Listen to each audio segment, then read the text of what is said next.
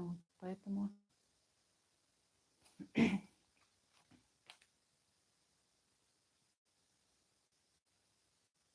время так летит быстро, не успеваешь. Просто ничего. Вот.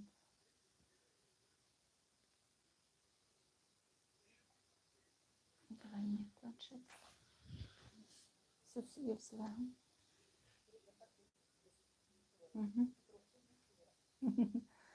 Да, ребята, всем привет.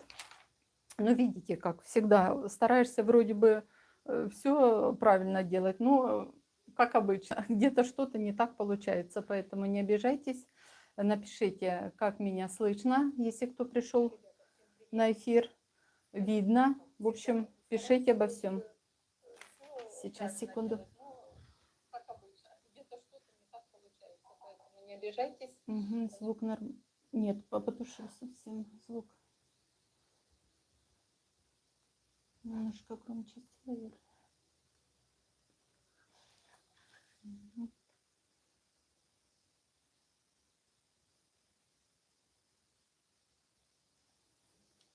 Ребята, напишите, чтобы я видела, что видно, слышно, как со звуком все.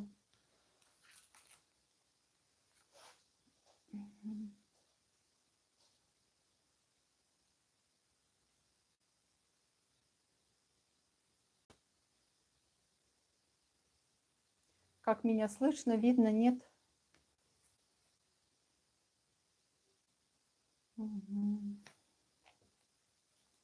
Елена, добрый вечер. Да, слышно и видно. Елена, добрый вечер. Очень приятно, что вы зашли на мой прямой эфир.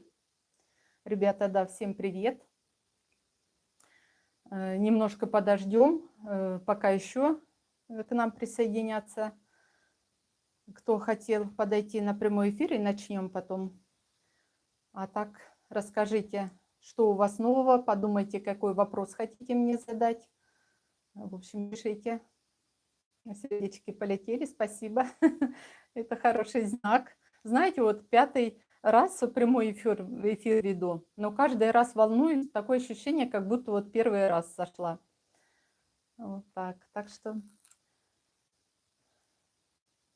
Так, Вера, видно, слышно, да, все хорошо, очень приятно.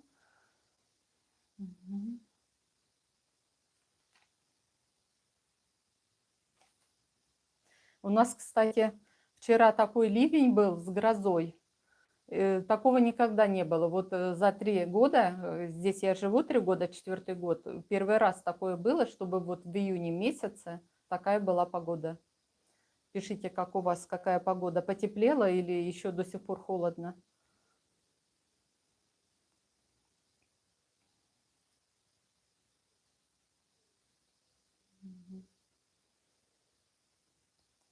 Так.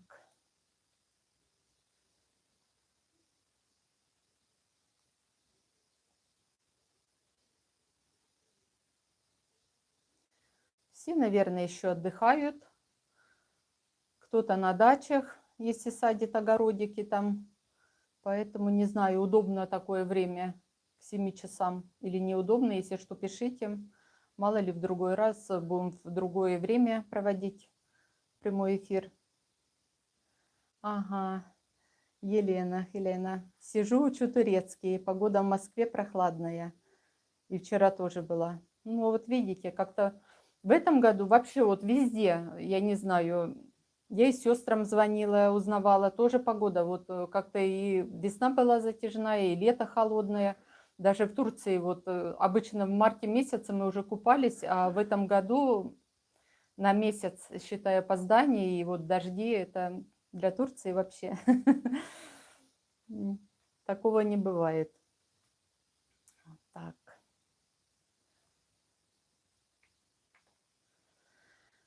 Ну что, будем начинать эфир. Потихонечку, я думаю, кому будет интересно, подтянутся ребята, кто захочет подойти. Так, о чем хотели поговорить сегодня, да? Ну, было видео. Я хочу первым поговорить о районе Теджи. Я выпускала видео, вы смотрели, как было до и как после. В общем, как вся шла стройка набережной. Поэтому я не знаю, как вам было интересно посмотреть это видео.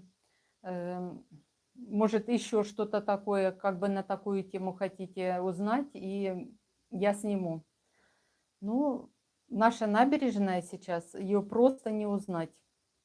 Во-первых, сделали этот мост шикарный, который идет потом до Сеймэн-Ли, но вторую половину Сеймэн-Ли пока еще ничего не делали. Но зато у нас все хорошо сделали набережную, сделали асфальт, сделали разметку, есть теперь пешеходная зона и велосипедная. А землю привезли, рассыпали, но пока ничего не садили. У нас же сейчас жара, считай, с утра по 30 градусов тепла, поэтому я думаю, быстро оно все не приживется. Может, оставят попозже, посеют там траву или какие-то растения, но, по крайней мере, спасибо, ребята, сердечки, спасибо большое. По крайней мере, как вам сказать, смотрится шикарно. Просто вот идешь, особенно вечером, отдыхаешь.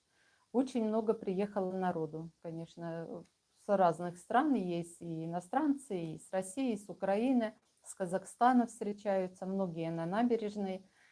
Люди отдыхают, уже приезжают в Мерсин, у кого есть квартиры, кто просто вот даже первый раз приезжает и снимает жилье в аренду. Здесь по набережной очень много сдается, и даже не только в новых комплексах, но и в старых комплексах. Но обычно этим занимаются риэлторы, да, чтобы не нарваться на штрафы. Как-то местные не особо рискуют сдавать. Ну, или так по своим только. Вот. Угу. Так, Елена, очень интересное видео. Смотрела с удовольствием. Была там год назад, и все так изменилось. Да, изменилось. Это просто, я не знаю, вообще вот не узнать ни сам район, ни набережную. Просто вот если кто был, например, год, да, и потом приехал, это просто другая жизнь получается. Что центральная улица наша, что везде вот это все асфальт уложили. Сейчас же мало того, что вот по центральной улице Газипаша все уложили асфальт, сделали вот эти разметки полностью, начали засыпать землю. Ближе туда к администрации и к рынку по средам, ну почти до субботнего даже рынка уже посадили деревья. Поэтому вообще красота такая. Ну, я как-нибудь пройду обязательно и сниму видео такое, знаете, вечернее видео нашей центральной улицы. Я когда снимала днем, но это давно было, еще когда дорог не было. А хочу пройти, если вам интересно, вы напишите, интересна вам эта тема, и посмотреть, какая улица, что на ней сейчас открылось. Открылось очень много всего. Я обязательно сниму, и вы посмотрите. Вот. Так, что тут у нас еще? Посмотрим. Ребята, вы не стесняйтесь, пишите, что вас интересует. Какой вопрос бы вы хотели мне задать? Так, добрый вечер, Вера. А ближе к рынку по субботам тоже делают? Да, добрый вечер. Делают. И, ну, я как и говорила, что уже почти до субботнего рынка посадили деревья. Очень красивые. И деревья такие, знаете, будут цвести сиреневыми цветами. Ну, кто был в Тедже или в городе, он видел. Вот, поэтому очень классно. Так, Александр, сестричка, привет, привет, Надюша. Как у вас там дела? Как погода? Так. Ага, Вирал. Экспериментес. Мы собираемся к вам в конце месяца. Сняли квартиры в районе Тамюк. Но также мне по видео больше понравилась Анастасия. Ой, Анастасия. Ну, вы знаете, я могу сказать, что все районы хорошие, просто одни как бы уже более развитые, в других инфраструктура чуть поменьше. Но районы все хорошие, отдыхать будет очень хорошо. Так что не волнуйтесь, Наташенька, Наталья. Теджи меняется в лучшую. Очень приятно наблюдать. Жила там не очень долго. Будем ждать развития района Тамюк. Ну, Тамюк тоже развивается. Сколько там строек, это просто не передать. Я вот каждый раз езжу, и очень много, ну как, не только уже на этапе строительства, но и котлованы. Очень много, где закладывают котлован, роют, и вот выходят первые цокольные этажи. Очень много. Спасибо, спасибо вам, ребята, да. Мне очень приятно, что вы зашли на мой прямой эфир. Вы моя поддержка, как всегда. Я вас всегда на все видео беру, и поэтому вы все видите. Но я волнуюсь, вот знаете, вот 5-й раз, но все равно волнуюсь, как 1-й раз. Поэтому не обижайтесь, если что-то не так. Я стараюсь, всегда все записываю, поэтому все стараюсь такое делать, чтобы и вам было интересно посмотреть видео, ну и самой интересно, потому что вот буквально 2-3 дня не проедешь, да, вот я что-то ездила в Тамюк, да, снимала видео, все это монтировали пока. Приезжаю потом на центральную, я даже не увидела, как эти деревья посадили, они буквально за 1 день. Вот понимаете, в одну сторону поехал, в тот день пропустил, уже какие-то перемены, поэтому нужно везде смотреть все. Ой, да, вот такие дела. Так, что еще хотела? У меня же тут список, я всегда, знаете, готовлюсь, поэтому... Ой. Здравствуйте, Мэдзе. Здравствуйте, Вера. Что там с закрытыми районами? С закрытыми районами вы хотите узнать по Тедже или Арпач? Если Тедже, то район закрытый. Если Арпач, Тамук и Кагыпынары, Чешмели – это открытый район, можно подавать на первичный ВНЖ, ну, там уже смотреть на туристик. Или по ТАПу от 200 тысяч. Так, Наталья, не переживайте, вы прирожденный блогер. Ну, я как бы так, я не публичный человек, поэтому что на сцену, что куда-то вот так, я как это всегда стеснялась. Но потихоньку вроде бы и не страшно, но все равно внутри вот трясет все, поэтому и голос дрожит, слышите, да? Вот. Галина, Галочка, доброго вечора, ми з України. Да, я знаю, Галочка, сестричка. Як ваші діла? Пишіть. Так, так, а как цены на продукты?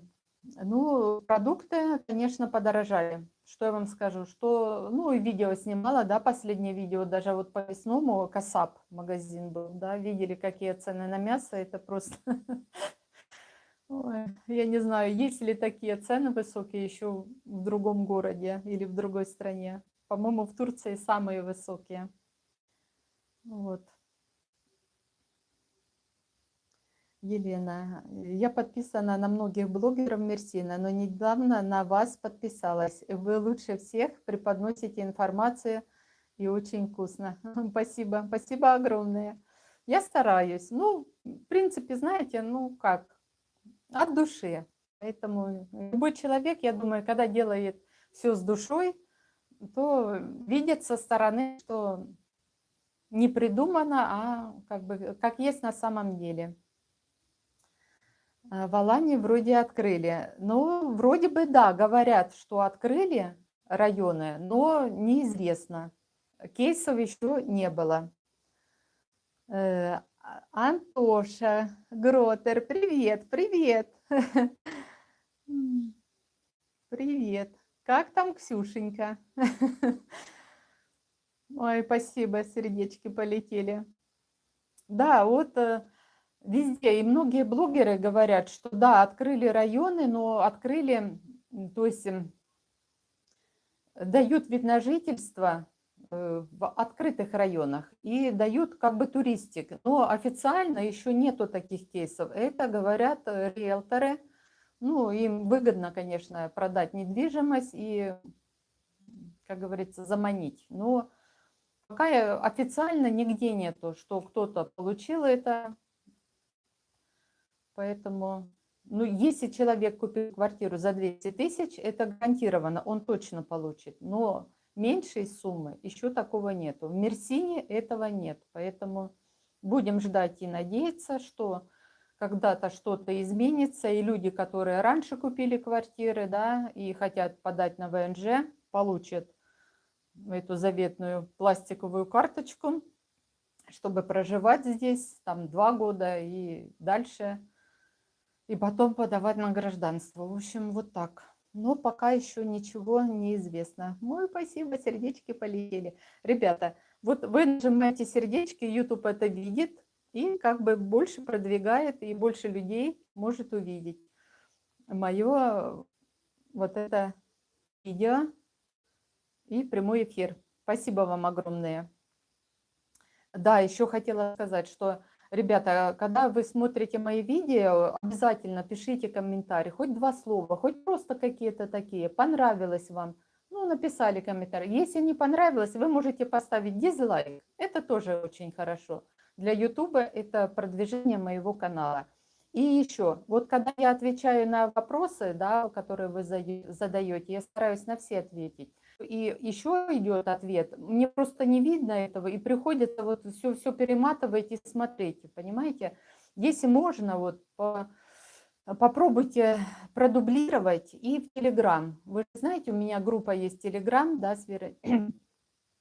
Заходите, можете написать, я там быстрее увижу.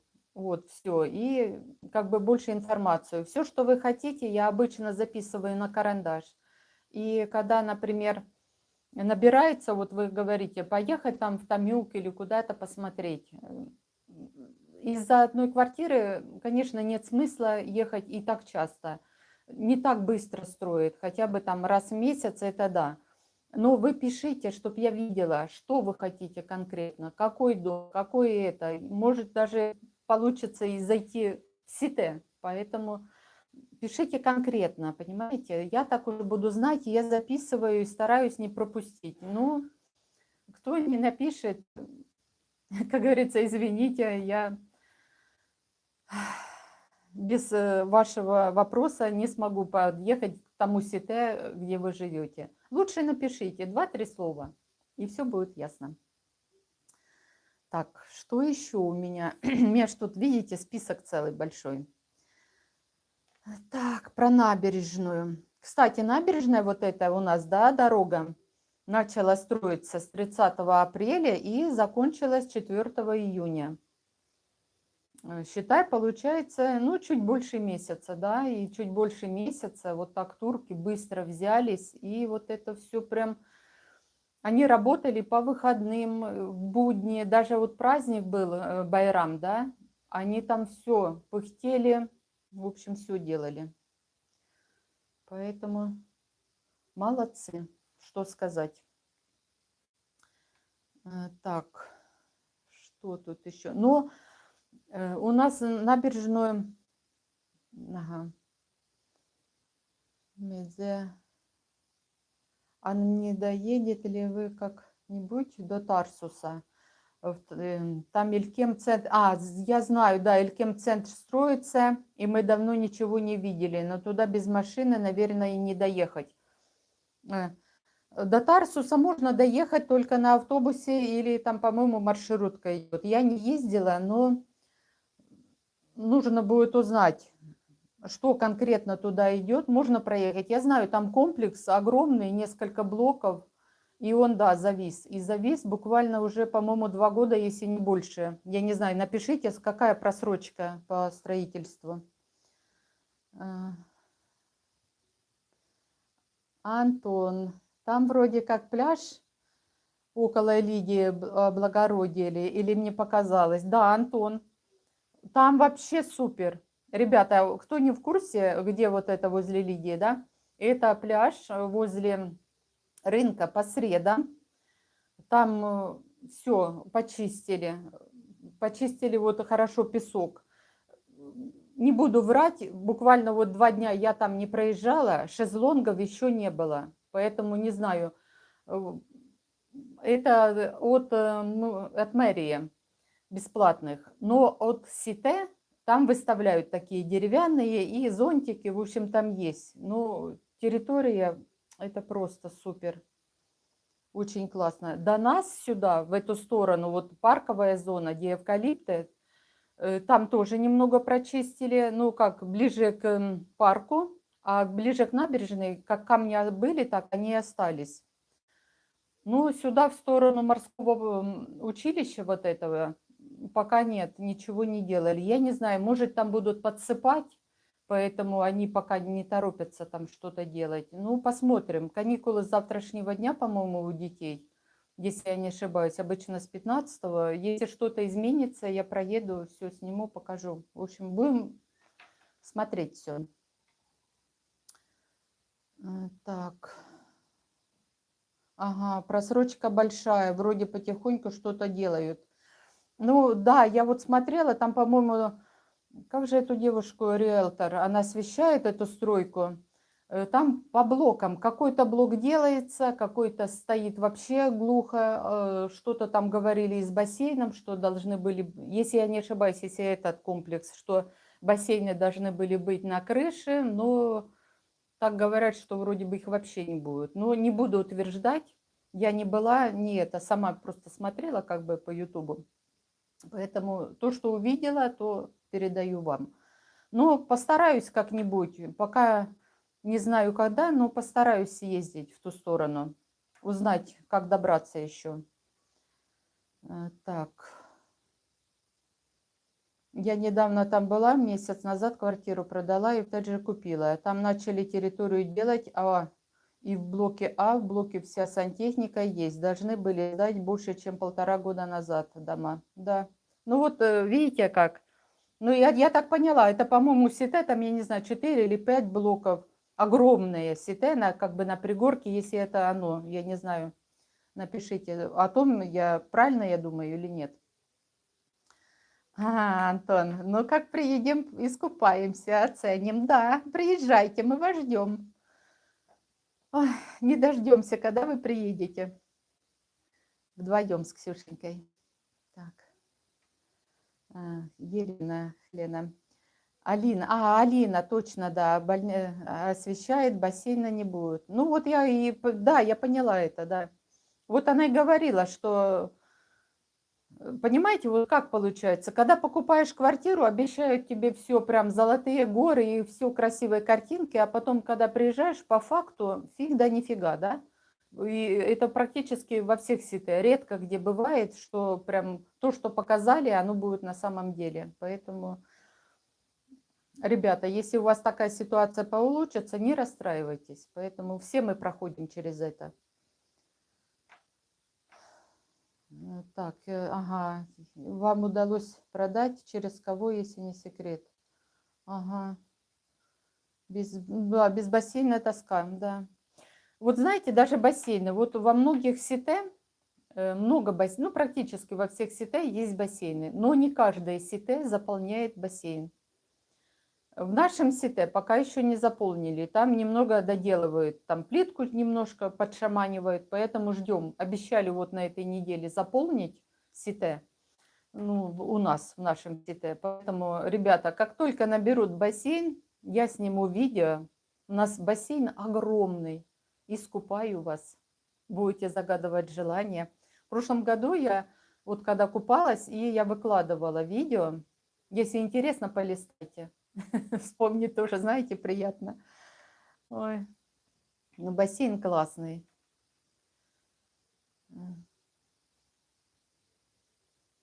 Ага, да, цена на химию для бассейна просто космос, да.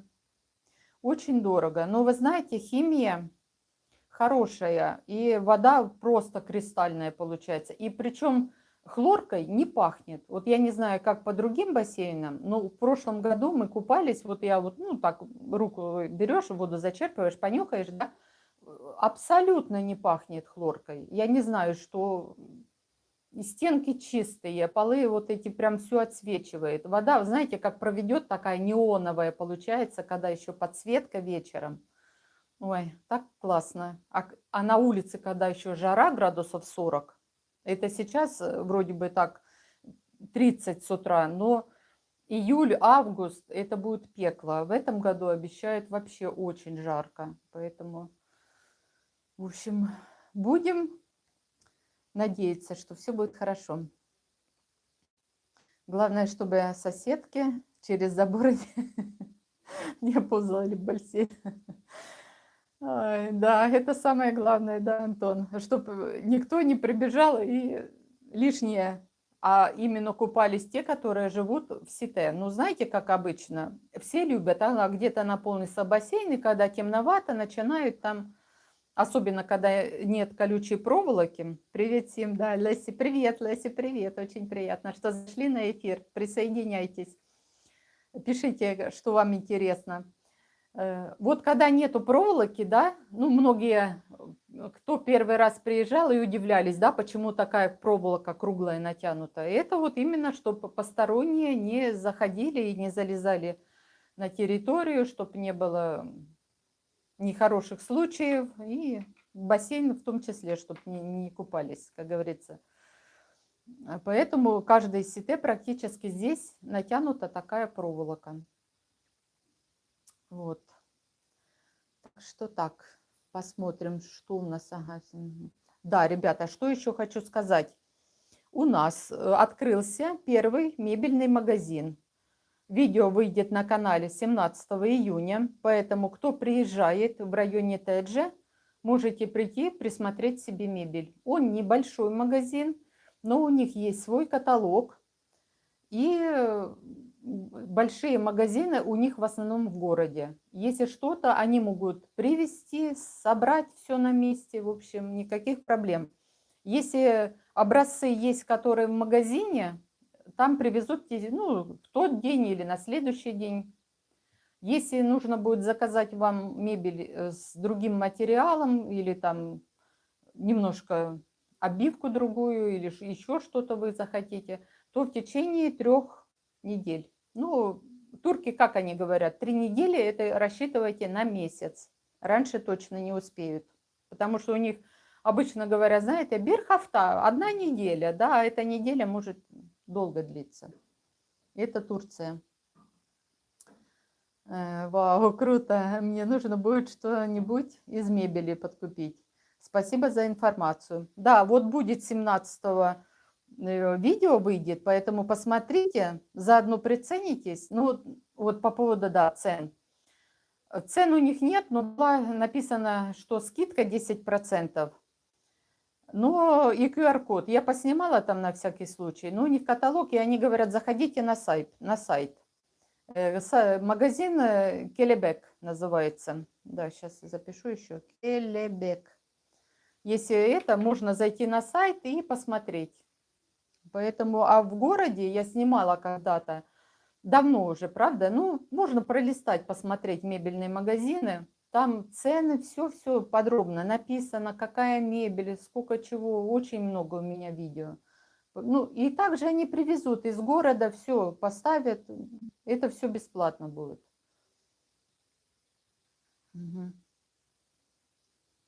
Так, отличная новость. Ага. Леся, мне уже 2 месяца везут диван, кровать и столовую мебель. Вот видите, вы, наверное, заказывали под заказ, да? Потому что если в магазине, они быстро привезут. А если под заказ, да, это очень долго. Пока на фабрике они сделают, потом привезут. И хорошо, если фабрика у них, например, где-то здесь недалеко, а не в Адане там или еще где-нибудь подальше, да? Потому что много таких фабрик в Адане, там в основном все производства. Вот так, так что такое. Да, под заказ. Ну вот видите как. Это да, сложно. А еще если по своим размерам, например, там чуть больше или чуть меньше, или диван там, чтобы вперед раскладывался, это очень редко, где есть диваны, которые, знаете, как раскладушка, как кресло раскладывается вперед. В основном у них такие длинные или отодвигаются вот так спинки, или типа вот такие. Но есть магазины, где вот небольшие, для маленьких квартир, есть такие уже диваны, появляются. Кресла у них не раскладываются практически никакие. Но если кто-то приезжает, у них есть такие раскладушки, знаете, уже идет с матрасом. Поэтому имейте в виду, если вдруг нужно для гостей взять какую-то раскладушку, она собирается вместе с матрасиком, на балкон убрал, и никаких проблем. Так, что еще я хотела, о чем поговорить? Так, про мебельный мы поговорили. Ага. Ага, Вера, скажите, пожалуйста, про турецкие маркетплейсы. Есть ли такие, есть ли какие-то нюансы в использовании? Ну, Трендиол, там можно заказать все, и мебель, и это без проблем. И мы, кстати, вот шкаф заказывали, никаких проблем. И через Трендиол заказывали стиральную машину, тоже все привезли, все поставили. Это вообще никаких вопросов. Кстати, да, вот если, например, вы покупаете в магазине или там через Трендиол бытовую технику, холодильник, стиралку, то все, ну, в общем, все бытовое. Вам нужно обязательно вызвать с этой же компании, например, чтобы вам поставили и была гарантия. Сами никогда в жизни не распаковывайте коробку. Это вот запомните, если вы распакуете, у вас гарантия автоматически слетает. Приходит мастер, заполняет, ставит. Даже если вам телевизор нужно просто воткнуть в розетку, распаковать коробку и воткнуть, пусть приедет мастер, он заведет это в базу, у вас будет гарантия, и в случае поломки или перебоя с электричеством, тут часто бывает, знаете, отключают свет, особенно летом, и у кого генераторы автоматически, они включаются, может технику выбить. Поэтому если вы сами поставите, у вас гарантии не будет. А техника, вы знаете, в Турции очень-очень дорого. Поэтому имейте в виду. А так, если что-то поломалось, они приедут, починят. Где 2 года, где там 3 года, на что гарантия. Пусть лучше сами приедут и все сделают. Угу. А так заказывать все можно спокойно на этих маркетплейсах. Ну, если что-то импортное вы заказываете, будет на порядок дороже. Поэтому там уже налог получается 60%. Угу. Так, мы часто заказываем через Хепсибурада, но крупные не покупали, только по мелочи. Ну да. А какая у вас наценка там получалась? Вот большая получалась по сумме. Ну, я знаю, что вот если что-то такое импортное заказывать, там большой процент получается переплаты. Вот если в России, например, заказываешь, там мало наценка, но в Турции они очень много ставят, очень дорого получается. Бесплатно, ну как не бесплатно, самое дешевое это турецкое, все, что в Турции. Так. Ага, так, что тут я про мебельные сказала. Еще вот, ребята, не помню, сказала или нет, уж память тоже, знаете, девичья память. Скоро в Тедже появится новая семейная поликлиника. Я уже сняла ролик, где это будет. Там, понимаете, как будет строить не государство, а будет строить меценат на свои деньги, но, в общем, я не знаю, какие ему там бонусы дают от государства. В общем, он строит, но будет бесплатное, не бесплатное, а будет государственное, уже более с адекватными ценами, некоммерческими. будет. И будет недалеко она. Если здесь, вот, Альп-Сити 4. Кто живет рядышком, вот с Альп-Сити 4, там, кстати, Келебек тоже находится, магазин.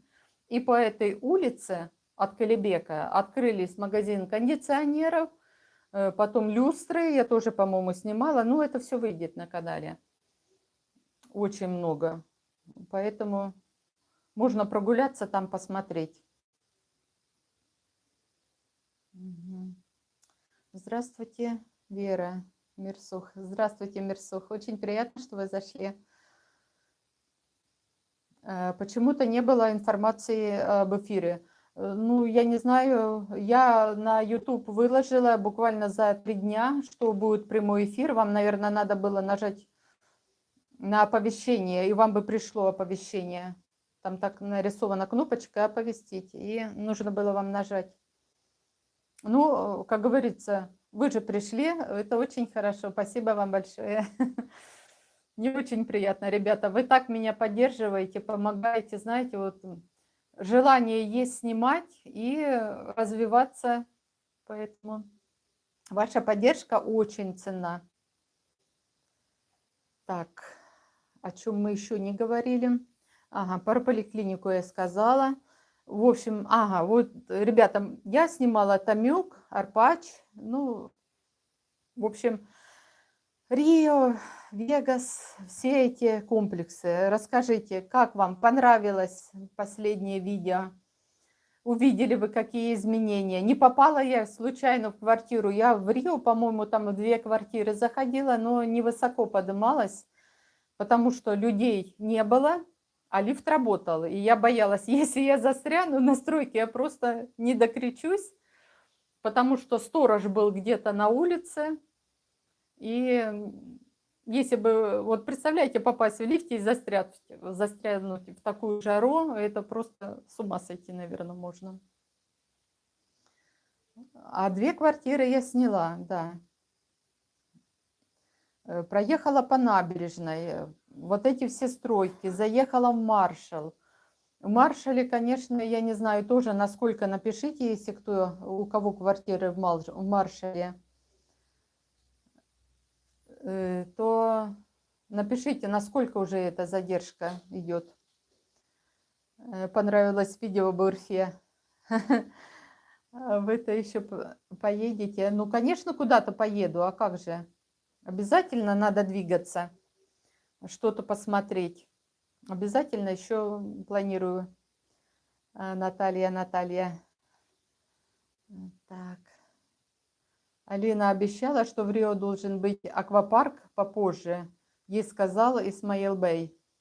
Ну, вот я не знаю, знаете, Наташенька, вот я вот не представляю, как можно, да, вот плитка тротуарная уложена, да, с одной стороны туда вот если заходишь сначала, в конце там бассейна горки такие, все, ну, обычные горки для деток.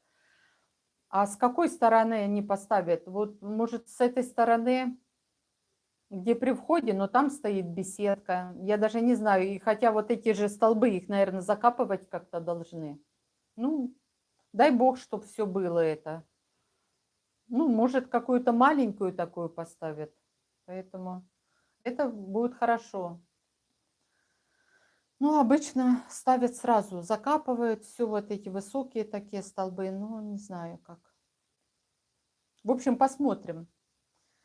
Я думаю, когда будут давать уже ключи, ну, обещают, я так слышала, что месяц-полтора, да. Вы напишите, когда вам не писали еще вот застройщики, когда приезжать за ключами, оформлять вот это все.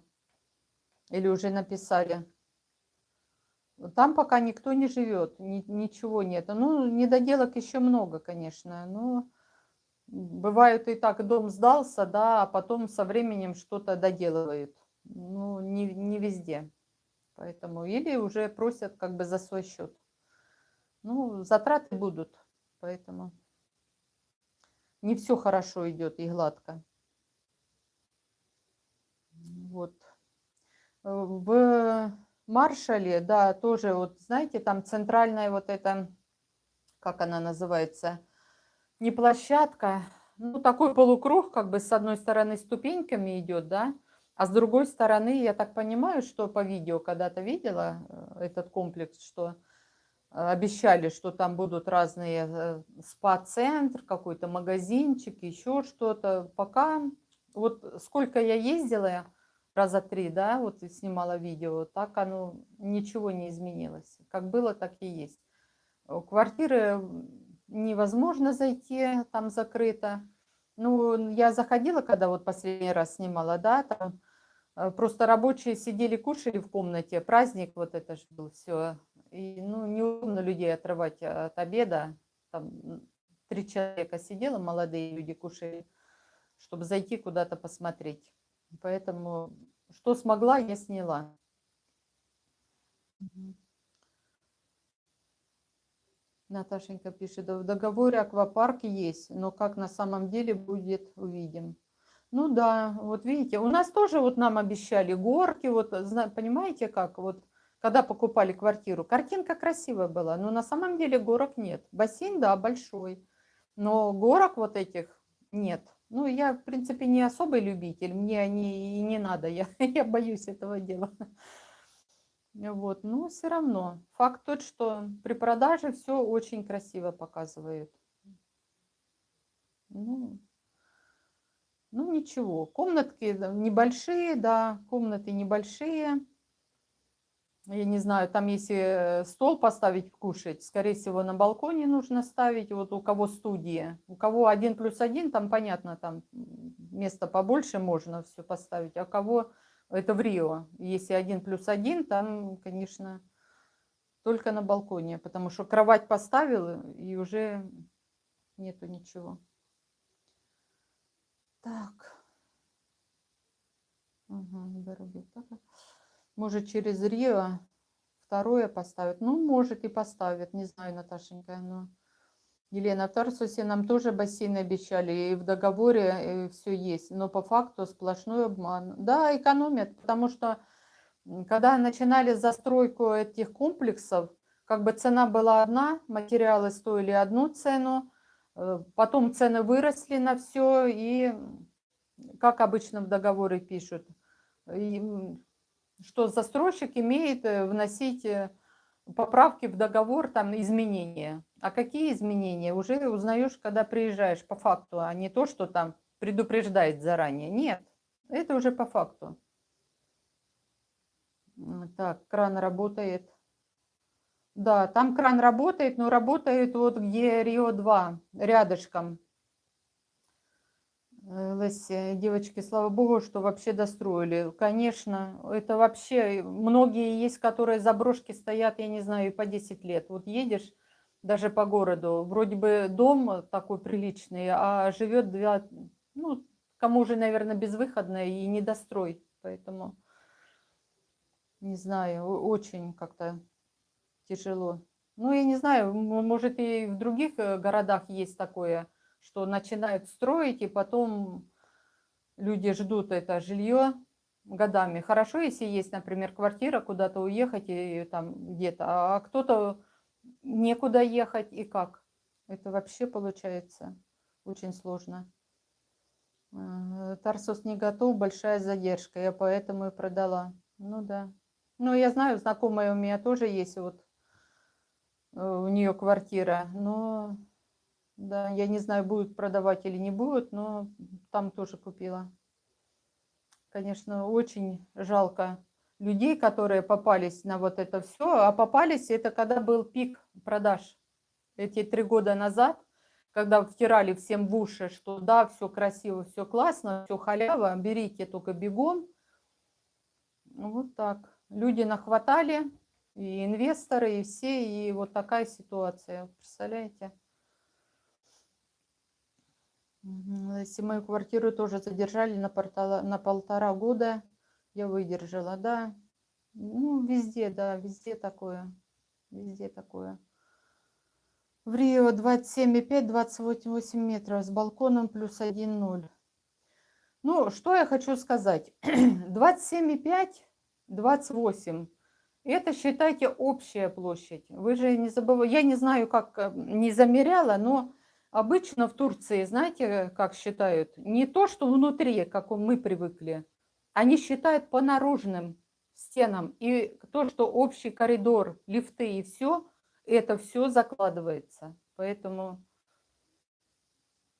я думаю, там поменьше будет площадь. Поэтому не знаю, как, не замеряла, конечно.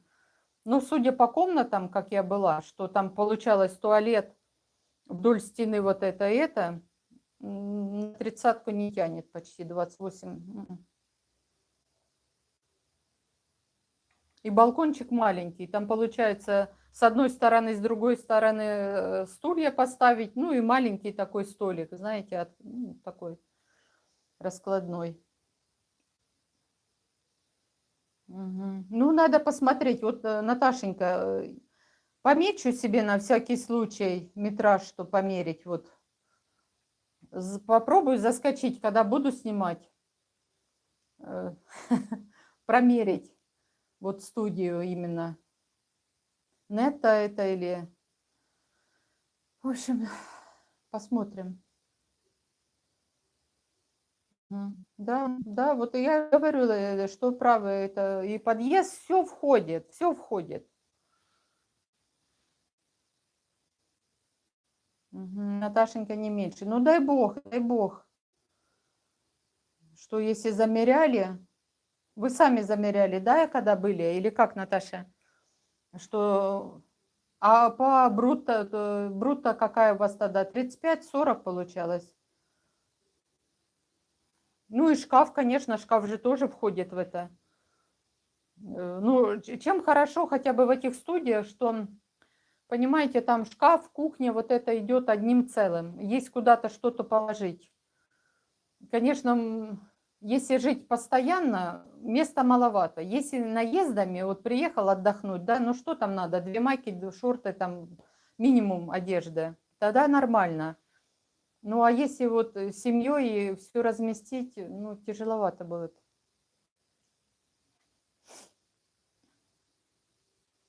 Да, у меня квартира 2+1, 135 написано, а на вид не более сотни. Ну, это хорошо еще, не более сотни. А бывает, пишут, что 130-140, а по факту квадратов 70. Поэтому в Турции же не идет, понимаете, как площадь, метраж. У них просто квартира, все. И налог платится, как бы квартира такая-то, это, от суммы, не от метража. Поэтому у них тут все по-другому. Вот. Ну, дай бог, чтобы все хорошо было. Потом ехала, так, у нас Рио, Вегас, да, Вегас. Вегас вообще, что-то он стоит, я не знаю. Такое ощущение, что там пару рабочих работает. В одном блоке, в другом блоке. Кроме сторожа никого не видела. Что-то покрасили немного, но я не знаю, насколько там, напишите, если есть квартира, ребята, у вас. Насколько уже задерживает. Ну, как-то мне сторож, я спросила, говорю, сколько еще будет до конца сдачи? Он мне сказал, там 1,5-2 года, поэтому не знаю, насколько будет. Будет меньше, дай бог. Но там еще же и виллы, такие двухэтажные, много. Ну, не знаю. Как-то вот, понимаете, когда несколько блоков комплекс, и потом виллы, ну, не очень удобно. Во-первых, сами виллы стоят бешеных денег, наверное. Сейчас чайку выпьем немножко.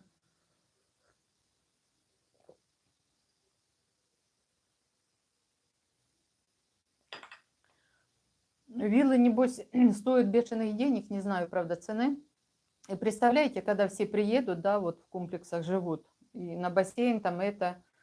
Хочется уже, если своя вилла, да, отдельный участок там, чтобы... А тут будет, я не знаю, квартир 300 или 400 там, да, и вот это все вот не очень хорошо. Что? Ну, отдельно купить виллу очень дорого, очень просто дорого. Так, что мы еще не обсудили? Кстати, в Томюке там почистили все, ну, не везде, но там, где отдыхают, вот, люди. Кафешки в основном, где территорию почистили, да, прошли вот эти трактора. Ой, спасибо, ребята. Да, сердечки полетели, спасибо за поддержку. Вот эти трактора все почистили территорию, где более дикие пляжи. Там, конечно, ничего не делали. Ну, мусор. Ну, море чистое. Не всегда, но чистое. Бывают дни, когда, знаете, мелкий пластик плавает. Я не знаю, от чего это зависит. Может, направление ветра другое откуда-то приносит, а может то, что в порт идут корабли, что-то сбрасывают. Но иногда бывает грязное море. В прошлом году как-то море было в основном чистое. Несколько раз всего там за весь сезон было грязно, а так чисто было. Но в этом году уже грязновато. Так. В среднем 1,5-2 года задержки. В моем комплексе концерт Лавинья. Уже 12 квартир живут, по сведениям охраны. Ну вот, наверное, кто продал жилье свое и просто безвыходная ситуация, да, застройщик бывает запускает, да, люди живут там, пользуются, но пока не получен скан, имейте в виду, что стоимость там воды и будет дороже все это, потом посчитают. В среднем 1,5-2. У меня в Тарсусе в прошлой квартире ничего не совпадало по метражу, заявленного на этапе покупки и по ТАПу. А в том году чуть не плакала, когда зашла в квартиру, но сейчас также я купила и все окей. Ну, отлично, да. Поэтому я говорю, многие, они же считают не только вот, как мы привыкли, от стены до стены, да. У них, если стена, она значит, это вы же пользуетесь стеной. Если балкон, значит, не с внутренней стороны, а с наружной. Даже если там будет плитка такая, да, торчать, вот этот. Это все считается от и до по фасаду. И потом делится на квартиры. В общем, очень дорого. Получается у них, а метраж меньше. Галочка, привет. Сестричка, привет. Наталья. Будут следить за кораблями и штрафовать. Будет море чистое. Ну, как сказать, вроде бы и следят за кораблями, но особо не всегда меняется. Я не знаю. Вот бывает и шторм пройдет, и знаете, море чистое. А бывает и гладь, а море грязное. И откуда оно берется, такое ощущение, как будто с дна. Не знаю. Ну, хотя могли бы или чистить что-то там, я не знаю, или какими-то сетями проходили там, да, какие-то баркасики прошли там хотя бы по берегу. Ну, не знаю, как будет в этом году, в общем, посмотрим. Анталия, Алания – это курортные города. Мерсин – это не курортный город, поэтому здесь вот такое море. И с другой стороны, то, что вот этот песок темный, даже если море чистое и мелкий заход, например, волны идут, он перемалывает и кажется, будто грязное море. На самом деле оно чистое, если дальше отплыть от берега.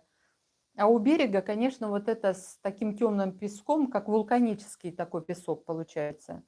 Был бы белоснежный, было бы классно. Ну, то, что есть, в общем.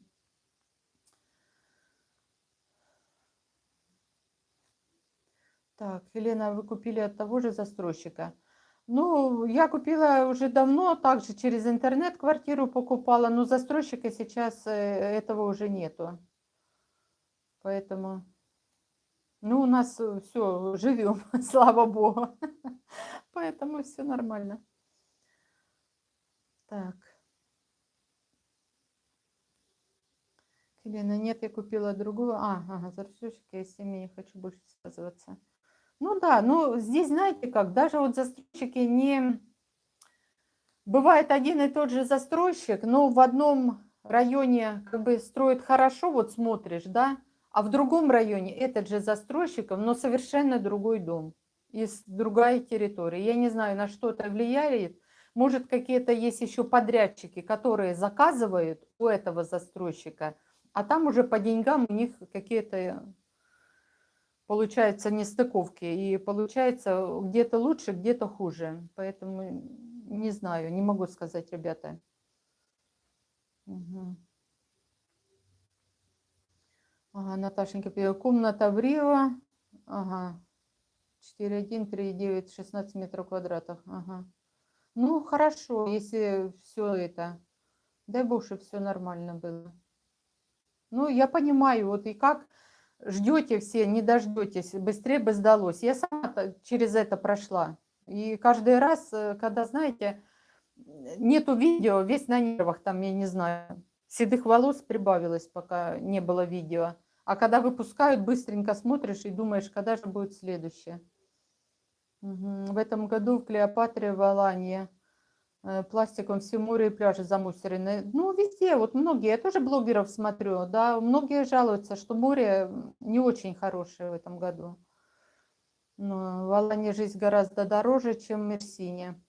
Ну, я в Аланье не была, сказать ничего не могу, но судя по тому, что ну, блогеров смотрю, как рынок освещают, мне даже иногда кажется, что у них на рынке дешевле овощи и фрукты, чем у нас. Потому что у нас, мне кажется, вот на субботнем рынке самые дорогие цены.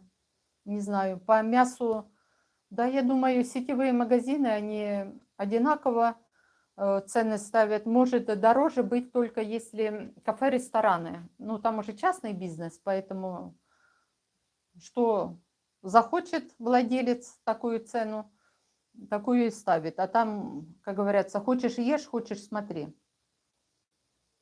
Ну, правильно, да, рестораны в Алании дороже. Ну, да. Ну, рестораны, вот если в Тедже, здесь мало ресторанов, да, ну, есть на центральной улице, там и суши-бар, вдоль набережной есть такие кафе, они кафе, ну, как ресторан, ну, это не ресторан, к которому мы привыкли, например, в больших городах, в Питере, в Москве там, или еще в каких других городах, или там Киеве, Харькове. Ресторан – это ресторан. Кафе – это кафе. Ну, здесь такие кафешки, ну, как рестораны. Поэтому, ну, каждый день не походишь по таким местам, потому что дорого все будет. Дешевле купить и дома приготовить.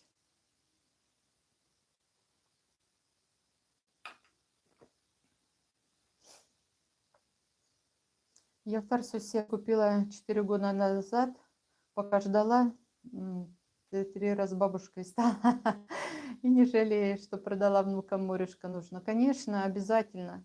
Море нужно всем, не только внукам, но и самим нужно, потому что это климат, это здоровье. Вот. Как говорит Танюша, привет, Щербакова. Таня, привет. Спасибо, что зашли на прямой эфир. Присоединяйтесь к нашему коллективу дружному. Пишите свои вопросы, что вы хотите узнать. В общем, мне будет приятно. Наталья, в магазинах чуть-чуть дороже и рестораны дороже, а так можно питаться через магазины и рынки. Да, можно питаться. Вот я, например, ну, по таким местам, честно говоря, скажу, редко хожу, потому что дорого. Меня жаба душит. Ну, а что делать? Я человек такой, знаете, старой закалки. Мне не 17 лет, мне уже 59-й год пошел, как вы знаете, было 58 в апреле. 59-й пошел. Сааде, привет. Привет, Сааде. Пишите, какой вопрос вас интересует. И я вот, например, да, недавно была рыба, да, самон турецкая. Это наша форель. Большая рыба была в Мигросе. Она стоила 199, ну, 200 лир, грубо говоря, за килограмм. Рыба больше 3 килограмм была, да. Я поехала, взяла эти 2 рыбехи, я их засолила. Очень вкусно. Надо когда достал, нарезал, вот бутерброд или там суши сделать. Это все дешевле. Мне пойти суши заказать, так это трындец. Я могу неделю питаться, вот, приготовить и все вот это. Можно, конечно, пойти, но не так часто. И не просто так, ну, какой-то повод отметить, это да, можно посидеть, как говорится. А так нет.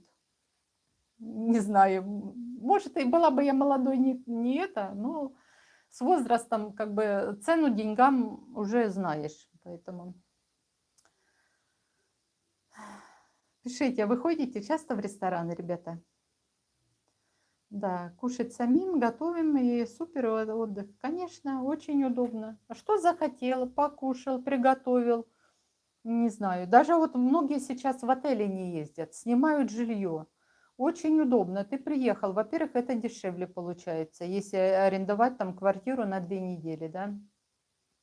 Приехали, вы пошли, покушали, захотели куда-то, поехали в город, там поели или отдохнули. Вы не зависите от расписания, что нужно там с 8 часов до 10, например, завтрак, там, обед или ужин. В 6 часов нужно на ужин этот бежать, а потом вот программу. Захотели, поехали куда-то. Здесь много, и дискотеки есть в городе, и часто на набережной какие-то мероприятия. Ну, просто вот даже в Соли-центре там много мероприятий, и концерты приезжают, и все. Но для Ютуба вот музыку невозможно снять, понимаете? Я бы поехала, сняла вот эту атмосферу, все классно. Но это Ютуб банит просто. Он не дает это все. Ну, знаете, все блогеры не любят, когда играет музыка, поэтому стараешься, снимаешь, и где-то минута этой музыки, и начинается вот это все потом ерунда всякая. Так, про рыбу тоже очень интересно. Я тоже за готовку дома. Ну, конечно, я только за готовку. Во-первых, вы знаете, что вы кладете и что готовите. А не то, что вам принесли вчерашнее, заправили свежим этим с майонезом и, как говорится, кушайте, а потом с толчка не слезать. Поэтому так, хожу в рестораны, но хочу тоже дома питаться. Ну, в ресторан, да, я говорю, можно пойти. Ну, не каждый день. Ну, если человек зарабатывает много денег, ну, нет такой возможности, чтобы тратить так бездумно. Да, можно на отдыхе разводить и в рестораны, но только турецкую еду, да. Да, Вера, спасибо за эфир. Мы тут поделились своими небольшими проблемками и легче стали. Да, правильно. Ну а как? Мы в коллективе. Кто-то, например, я что-то знаю, я поделюсь, да. Кто-то в чате знает, тот человек поделится. Я сама много информации у других людей подчеркнула, спрашивала, особенно когда приехала. Мне было все интересно, как что сделать, где что купить, где оформить тот же телефон поставить, да, интернет. В общем, нужно обязательно. Поэтому, когда, как говорится, между людей ты много знаешь, и это много информации, она никогда не помешает, вот лишнее. Это только, наоборот, сплачивает людей. Так, думаю. Так, позволить. Угу. Да, позволить. Только Искандер в кафе. Остальное в Турции в кафе дорого или не особо вкусно. Ну, смотря в каком кафе, да. Есть еда невкусная, но есть там, где много турков приезжают. Вот даже в рыбный ресторанчик приезжают люди с города покушать. Там вкусно готовят рыбку. Дорого, но вкусно. Качество всех продуктов отличное и дешево. Привет. Так, нету имени. Привет. Да, привет. Хорошо, спасибо, что зашли на мой прямой эфир. На 2 работах пашу, устаю, жду своего приезда в Мерсин. Ой, как я вас понимаю, тяжело вот это, когда работаешь, хочется денежку лишнюю заработать, потому что билеты бешеных денег стоят, перелеты. Я понимаю, когда еще на одного человека, а когда семьей, это просто суммы, я не знаю, сейчас неадекватные самолеты просто. Леси, вы давно в Мерсине? Да, Леси, я уже 4-й год в Мерсине. Так, Танюша спрашивает, Вера, что насчет открытия районов, говорят, в Мерсине и ВНЖ? В Мерсине пока все, ничего нету. Там, где открытые районы, это очень мало. Только в открытых районах можно купить и на первичный податься. Но если сумма 200 тысяч, стабильно получите. Если меньше, не факт. Еще не было ни одного кейса, который подтвердили бы, что да, открыто для туристик ВНЖ, и, пожалуйста, приезжайте сюда. Нет, ребята, не поддавайтесь на все это. Можно... Суть в том, что можно здесь сейчас купить квартиру недорого, дешевле, чем была она 2 года назад. Понимаете, 2 года назад был пик. Здесь суммы каждый день, в течение дня цена менялась. Спасибо за сердечки, ребята, спасибо. Цена менялась. А сейчас можно, например, вот вы живете, да, у вас есть брат, сестра, родственники. Ну, сложитесь вы, купите вы студию, и по очереди вы можете ездить и отдыхать. Здесь купальный сезон с марта чуть ли не до декабря. И спокойно, не мешая друг другу, одни приехали, уехали, другие приехали, отдохнули. И эта квартира, если разделить на всех членов, будет в семье, будет намного дешевле, да? Ну, братья, сестры, там, дедушка, бабушка, внуки. Все это можно и решить. И не нужно потом в отель куда-то ездить. Но со временем земля заканчивается, и будет цена все равно дороже. Пусть она сейчас более дешевая. Ну, 2-3 года цены в любом случае вырастут. И они могут вырасти, если дадут ВНЖ будут давать, то они просто в один день могут подскочить. Поэтому, ну, вам решать, конечно. Хотите вы здесь быть, можете, например, приехать, арендовать квартиру, да? Сейчас попью немножечко.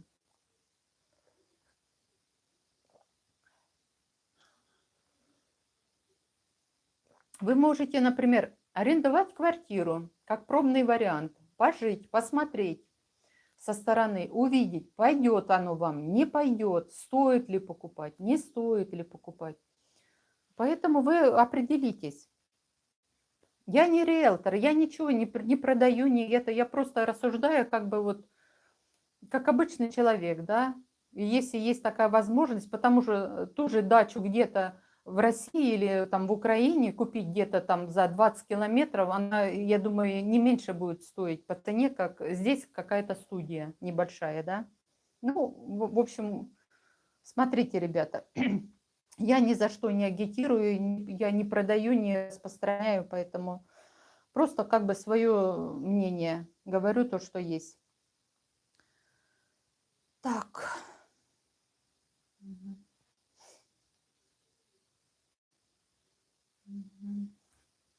Так, о чем мы еще не поговорили? У меня ж тут целый список. Так, про Томёк мы говорили, набережную обсудили. Ага. Пишите, ребята, собираетесь в отпуск приехать в ближайшие месяцы или нет? Если приезжать будете, имейте в виду, что очень жарко будет. Сезон вообще вот самый такой классный, где-то конец сентября, начало октября. Вот самая то погода, если кто не переносит жару. Ой, спасибо, ребята. Сейчас вот июнь еще более-менее, а июль, август, это будет пекло. Ой, спасибо. Ребята, спасибо большое, что вы пришли на мой прямой эфир. Вы меня поддерживаете, смотрите видео, пишите комментарии и ставите лайки. И это очень важно. Вот YouTube, он видит, чем больше комментариев, даже просто каких-то там сердечек или дизлайки, он видит, что движение есть на канале, канал не мертвый, он живой. И поэтому он дает большему количеству людей посмотреть наши видео. И это очень хорошо. Даже я смотрю вот видео, стали появляться те, которые я снимала еще почти год назад, да. Так что вот.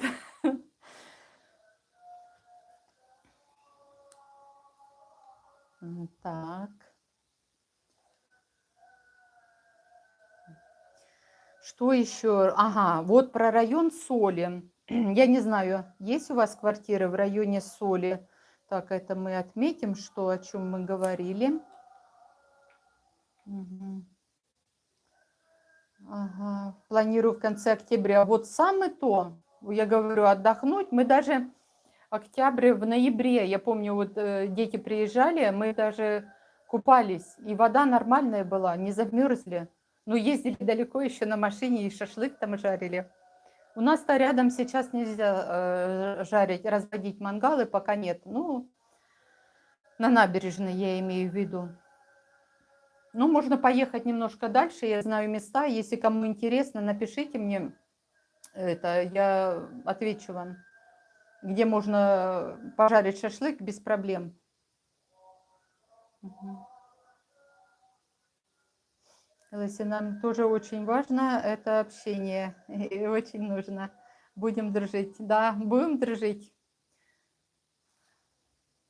Обязательно, конечно. Надо общаться. Чем больше общения, тем человек, как вам сказать, он как бы,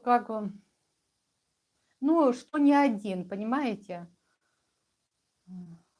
У него всегда есть поддержка. Он понимает, что он может даже с кем-то поделиться или положиться на кого-то, да, и что даже со стороны будет поддержка. Это очень важно. Тем более в наше время сейчас это, я не знаю, незаменимая вещь.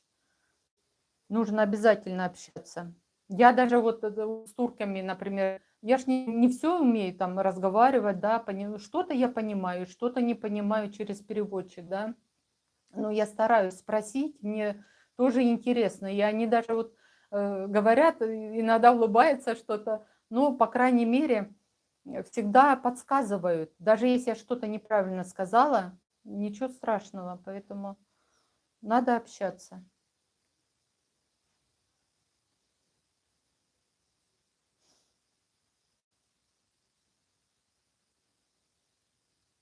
Вера, скажите, пожалуйста, если не секрет, вы выезжаете через 2 месяца, то потом опять заезжаете? Нет, это не секрет. У меня ВНЖ на 2 года. Мне через год будет подача следующего ВНЖ в апреле месяце. Через год буду подаваться. Ну, хотя вот вчера или сегодня даже вышло видео, мое старое, где я получила вот кимлык, такая пластиковая карточка на 2 года. Это было прошлое видео. Поэтому вы, наверное, некоторые смотрят невнимательно, что думали, что мне вот сейчас дали. Нет, ребята, это было в прошлом год назад, а еще через год я буду только подаваться в следующем году. И также на продление.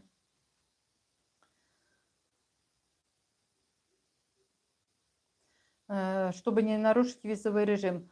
Нет, у меня это все нормально. Но те, которые, например, я не знаю, как по другим городам, да, Украина, по-моему, 3 месяца у них можно без выезда. Если в России кто, да, 2 месяца это живешь, если есть квартира, да, или этот.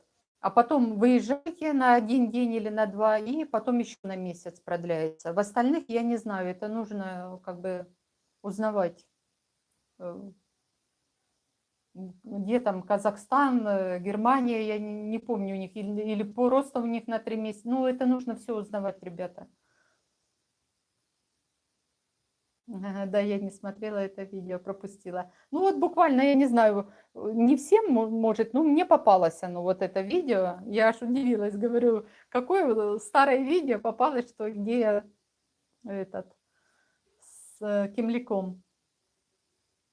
Украина 3 месяца, да, Наташенька, вот 3 месяца, а Россия 2+1, да. Но обычно выезжают или в Грузию, вот если кто с России, или на Кипр.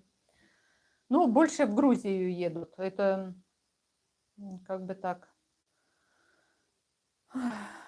Хотелось бы, да, чтобы все, знаете, вот нормально жили, как раньше, да, людям спокойно выдавали ВНЖ, люди сколько денег вкладывали сюда, квартиры купили. Я не знаю, почему так получилось, ну, вот такая. А вот пишут, ага, Казахстан 90 дней, и потом через 180 дней можно еще, ну да, 2 раза в год.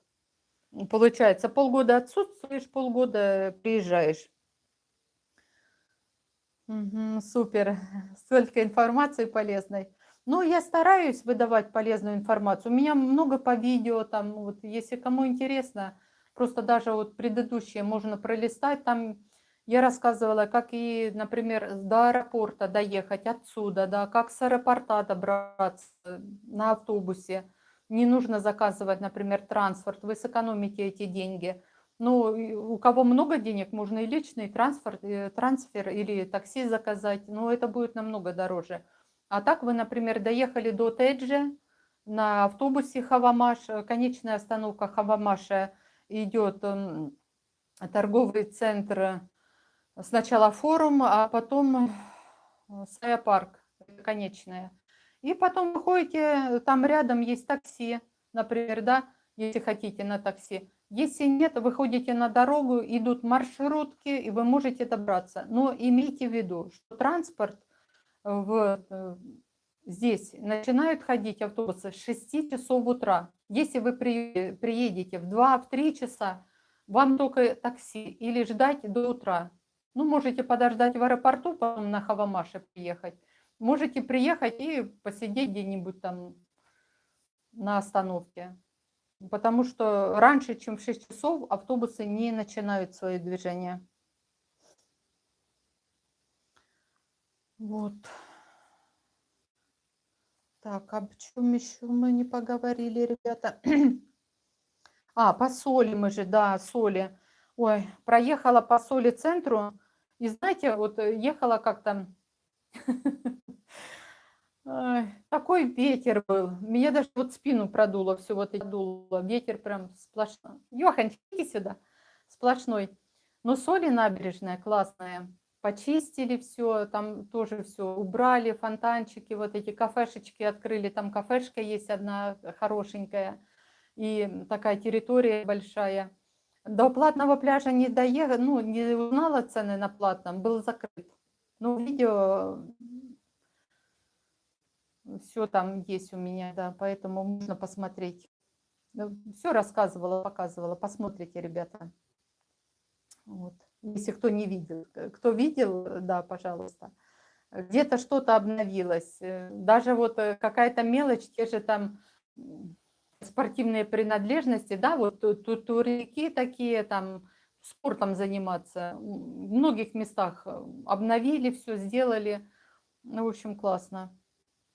И там можно проехать и Помпеополис посмотреть. Вот хотите, можете проехать по моему маршруту, посмотреть, какая там красота, и погулять. Там экскурсии часто приезжают. Это вообще история. Ну, в общем, интересно. Так что, ребята, приезжайте.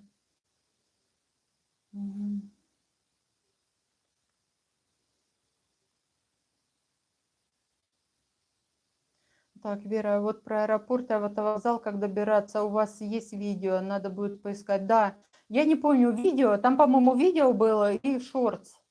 Вот, поэтому есть там информация.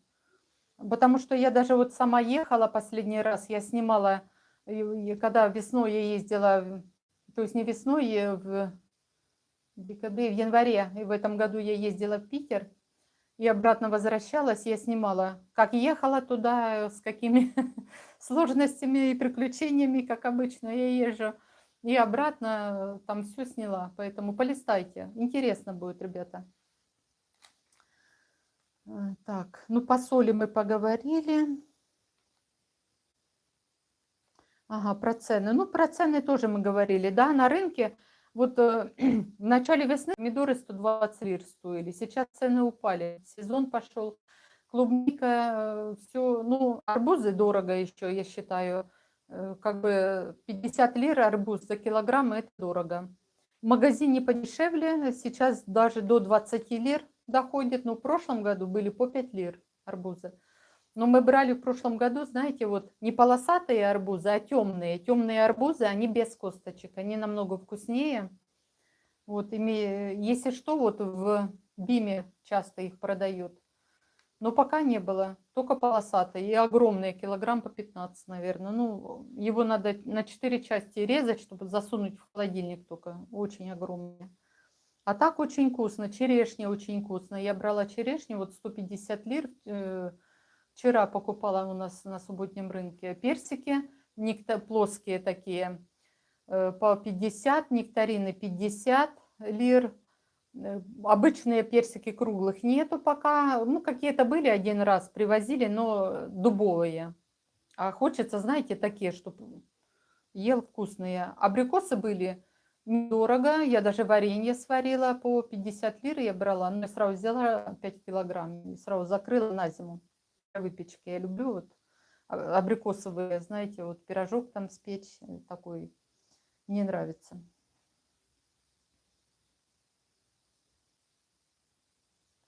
Вот большое спасибо за это видео, как добраться. Да, посмотрите, если вам это важно, во-первых, вы сэкономите деньги, потому что трансфер сейчас тоже стоит очень дорого. А автобус, ну сколько там? Я ехала, по-моему, 380 лир, ну, может, чуть подорожал. Но это намного дешевле, чем несколько тысяч платить, заказывать. И потом приедете, если вы приедете, если у вас есть карта, например, автобусная, да, дешево получается. Если нет, можно картой, если Зират есть банка, да, можно расплатиться в автобусе. Ну, там буквально на 4 лиры дороже будет, но ничего. Или маршрутка, тоже экономно. Потому что ночью не ездит ничего, кроме такси. Угу.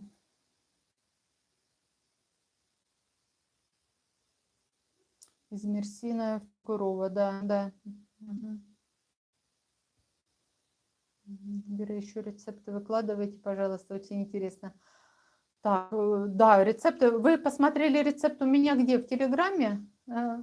Заходите на мой второй канал. Называется он «Вкусно с Верой». Я там все готовлю. Подписывайтесь и поделитесь своим любимым рецептом. Я все готовлю. Привет, Асадет. Теджи, русские магазины, да, есть. Анладым, да, бар. В Турции есть магазины.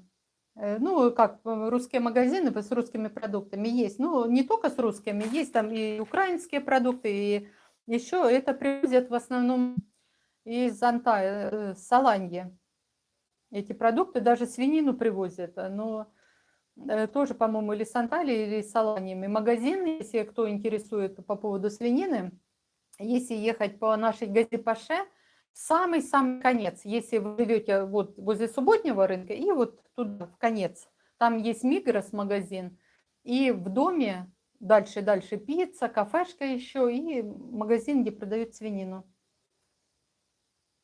Угу. Да, это в Телеграме. Ну вот, видите, в Телеграме. Заходите на мой канал, называется он «Вкусно с Верой». И готовлю, да. Очень много готовлю. Ну, готовлю простую еду, но вкусную. Так, Вера, от Сая-парка до конечной остановки в Теджи на 25-м автобусе можно доехать. Да? От Сая-парка до конечной, ну, а десятка идет, там много идет автобусов, поэтому спокойно можете доехать. Вот. Сестричка, що сьогодні до чая? Галочка, от, ну що тобі сказати? Вчора пекла печення, да, пекла з нутеллою, таке от печення, овсяне, перший раз пекла, ну вкусне, так ми його з'їли з мужем за один раз. А сьогодні, ну думаю, ну що зробити? Пам'ятаєте, я знімала відео про магазин Метро, де я покупляла шоколад і купила шоколад професіональний Калібаут. Зараз покажу, не уходьте. Що до чаю? Чуть-чуть. Сейчас приготовила.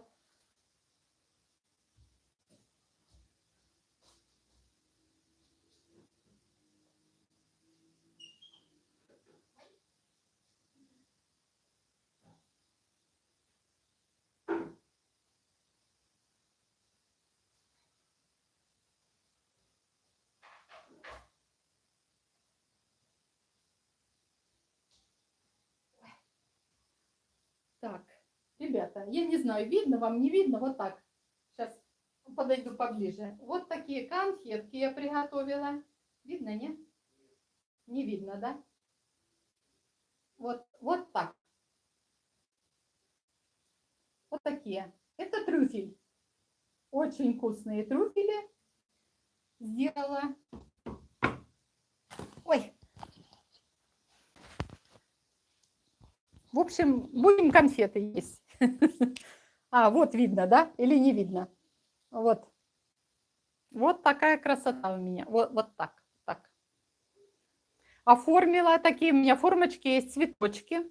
Посыпала немножко какао, несколько, ну, с золотом немножко пищевой малинкой украсила, такая сублированная. В общем, такие конфетки. Очень вкусные, они с коньяком идут такие. Ну, знаете, как вот в магазинах, где конфеты ручной работы, я думаю, в каждом городе, наверное, есть, да, вот продают конфеты. И вот такие сделала. Немножко. В общем, люблю покушать конфету, я знаю, что там положено, и знаю, что она вкусная. В магазины я не покупаю конфеты, поэтому вот сюда уберу немножечко. Трюфель, конечно, нужно хранить в холодильничке. Сейчас поставлю, попозже потом будем пить чай, а то неудобно. Я буду кушать, а вы не кушаете.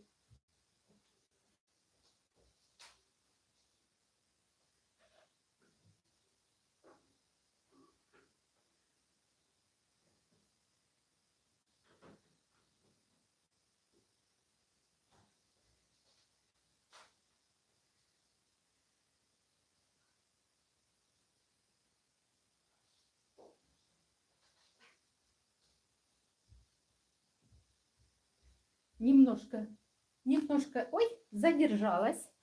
Покажу вам Йоханчика. Ой, сейчас, секунду, ребята, присоединю. Вот наш красавчик. Помните, Йоханчик? Мы ему зубки удалили, жевательные, но клыки остались. Вот такой у нас красивый, но ему жарковато. Но ничего, стричь мы его не будем, потому что шерсть не всегда отрастает быстро, а когда начинается холода, потом котик мерзнет. Да, Юханчик? Вот такой у нас красавец. Все, беги. Давай. Оп. Ну, садись сюда. Большой, 12 лет. 12 лет ему было уже. Пошел в 13 год. Так что вот такие у меня конфетки. Будем потом пить чай. Вечером сядем с мужем. Так, Галочка, а у меня пироги с капустой и вишни. Ну, молодец. Ну, капуста тут есть, а вишні немає. Продают черешню. Ну, с черешней они не такие вкусные. С вишней это да. Вот. Вкусняшки, да. Гарні, да, Видя, нямка. Ой, да, люблю вкусненькое, сладенькое. Ну и говорю, вот нам нельзя готовить. Что я не приготовлю, за один раз все съедаем. Поэтому, видите как, ну, на велосипеде езжу, хоть и немножко стараюсь себя в форме держать, но все равно, видите, поправилась. Поэтому любители сладкого. Ой, подписались на Вкусносферы. Ой, спасибо большое. Будем делиться рецептами. Ребята, вы если будете делиться рецептами самыми вкусными, только не забывайте, что в Турции много свинины. Она есть свинина, но она очень дорого стоит. Она стоит больше 1000 лир за килограмм. Поэтому присылайте рецепты такие, где можно там курочку, рыбку, там что-то такое, знаете, индейку можно, она подешевле. Потому что вот свинина очень дорогая. Что говядина, что свинина, ну просто, я не знаю, сумасшедших денег стоит.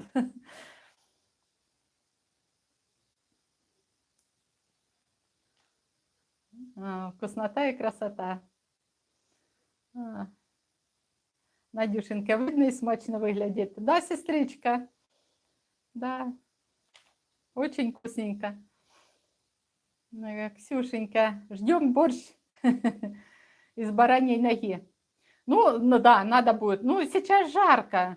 Борщ, конечно, это хорошо, когда холодно. Вот борщица, да, там хлебушек, сальцо. Ой, тогда да.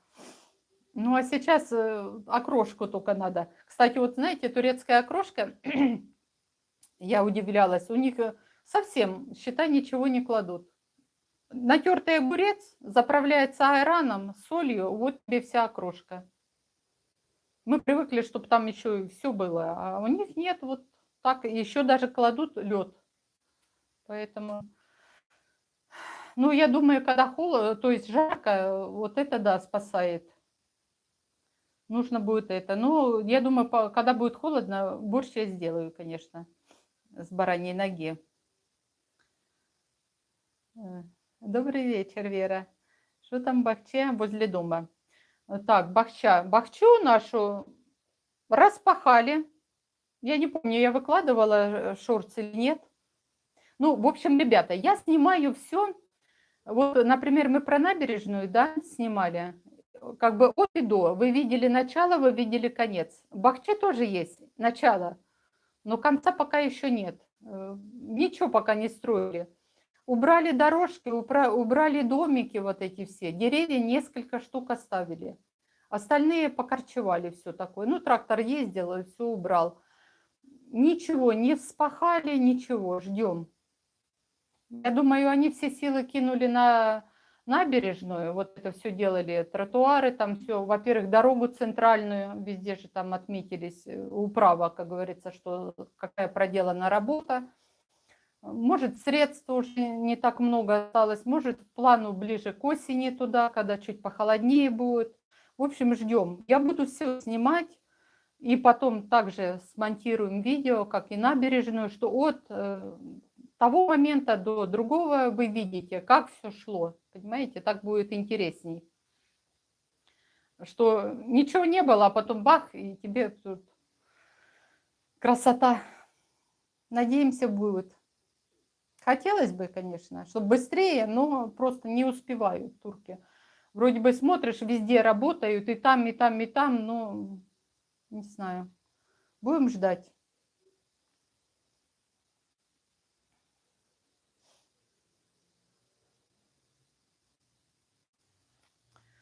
Так, сейчас, ребята, посмотрим, о чем мы еще не говорили.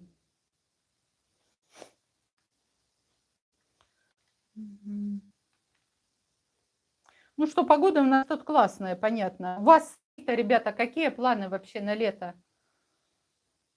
Собираетесь приехать или все-таки дома хотите в этом году отдохнуть? Или куда-то так вот поближе, куда по своим городам проехать? Или там в деревню куда-то кто-то может собирается отдохнуть?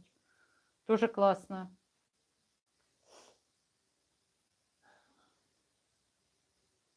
Спасибо, будем ждать. Да, будет, обязательно будет. Я все, знаете, у меня вот, честно говоря, времени не хватает. Даже лишний раз сходить на море. Потому что съемки туда один канал снимаешь, потом другой канал снимаешь, потом надо и то, и то. И, в общем, не успеваешь проснуться, как уже вечер.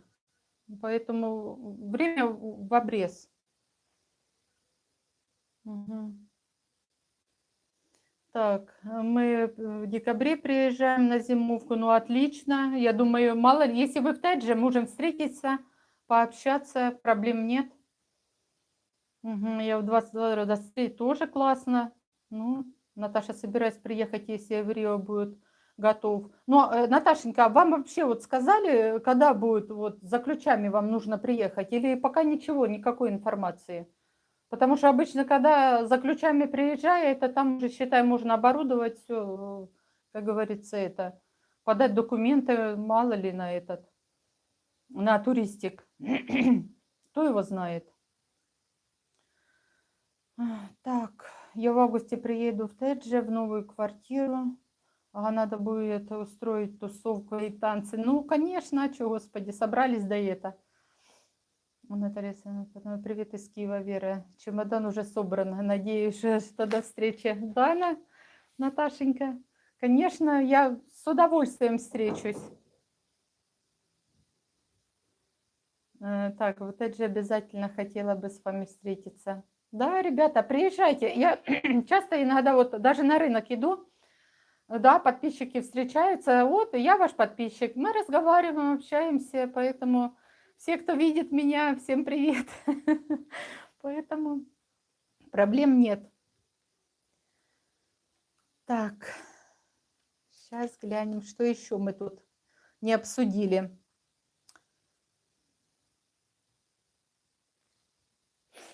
Ну, у нас-то цены понятно, что вот я смотрю, вы задали вопросы высокие, а у вас-то цены, вы пишите, как вообще с продуктами, вот сезонные, тоже же сезон, в принципе, и овощи, там фрукты, зелень какая-то, цены у вас не поднимаются, и там немножко просели вниз или дерут безбожно?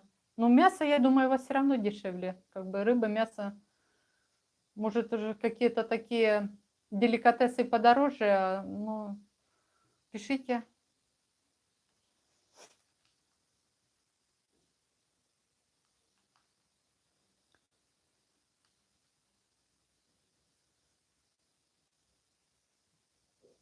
Потом я сегодня, по-моему, выкладывала видео про технику. Вот вы приезжаете многие, да, технику бытовую.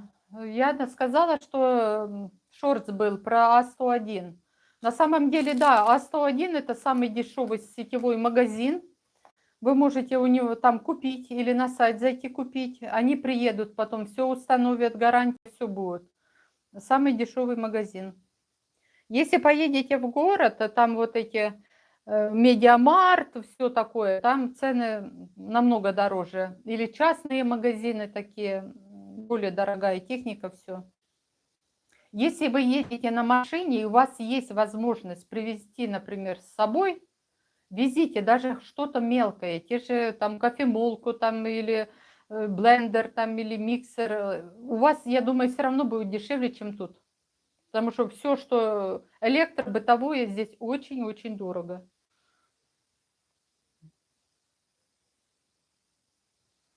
Так. Надо будет рассылка. Так, привет из Киева, перечем. Собрано.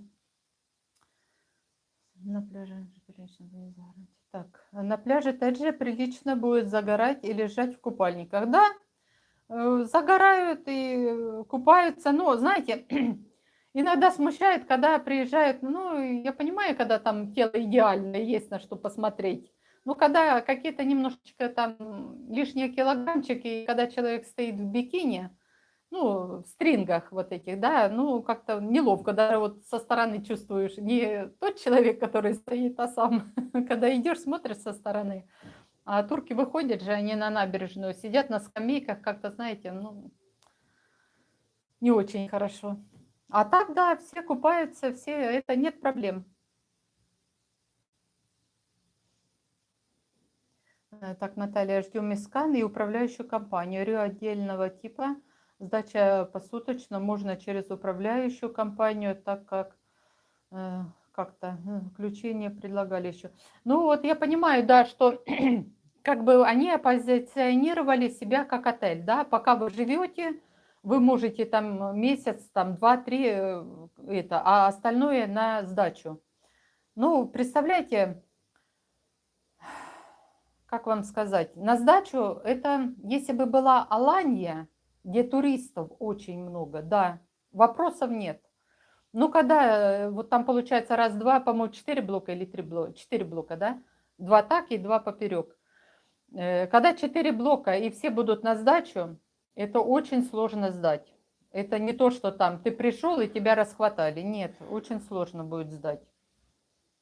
Если еще квартира будет более видовая на море, повыше, хороший вид, не на трассу, там да, быстрее уйдут.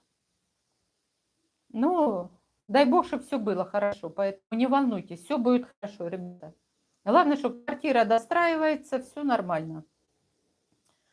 У нас в Алматы тоже подорожало. Мясо, конечно, нормальной цены по сравнению с Турцией. Да, ну Турция, я не знаю, просто такое ощущение, что коровы едят золотую траву. Просто это 1700-1800 за килограмм мяса, это просто застрелиться можно. Вот. Да, спасибо про А101, взяла на заметку. Угу. Да не за что, все это. Ну да, он самый такой экономный магазин. Главное, телефоны активно не везите. Да, их в Турции легализовать очень дорого. Да, Ксюшенька, правильно ты говоришь. Телефоны легализовать дорого, если у вас, да, крутые телефоны. Но если вы купите турецкий телефон и включите раздачу, ну, нужно 2 телефона носить с собой, тогда проще. А так, считай, если вы купите там iPhone 17, да, то вам растаможка это будет стоить еще сколько же. Поэтому имейте в виду, это очень-очень дорого. И, во-первых, через границу там, по-моему, если новые, только один можно провозить в упаковке. А так и то я не знаю, сейчас можно или нет, лучше без упаковки. Наталья А и Б. Мгм. Понятно. Ага, сын маминой подруги. Здравствуйте, Вера. Нравятся ваши обзоры на базаре. Думаю, еще было бы интересно вот у вас видеть обзоры супермаркетов и продуктов, которые сами можете порекомендовать заранее. Спасибо. Спасибо вам большое. Вы знаете, я буквально пару раз смотрела ваши стримы. Мне очень понравилось. Вы очень такая эффектная женщина. И рассказываете, знаете, вот простой человек, сидишь и как будто вас знаешь 100 лет. Поэтому, да, если я не ошибаюсь, напишите, пожалуйста, правильно ли я. Да, ну, по-моему, я вас видела, да, сын маминой подруги. Да, мне очень приятно. Ой, сердечки полетели. Ребята, спасибо вам большое. Вы так поддерживаете. Знаете, вот разговариваешь, я каждый, вот 5-й раз, да, вроде бы стримлю. И, ну, волнуюсь, конечно, но когда с вами общаюсь, как-то волнение это уходит. Ну, язык иногда заплетается не туда, но все равно очень приятно. Так, ребята, сейчас еще посмотрю в своем списке, о чем я еще с вами не поговорила.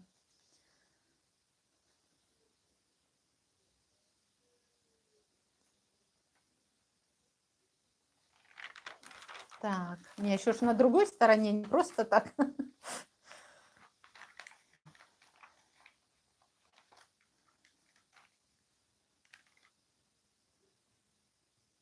Ага, нет, я не стримлю, наверное, путаете.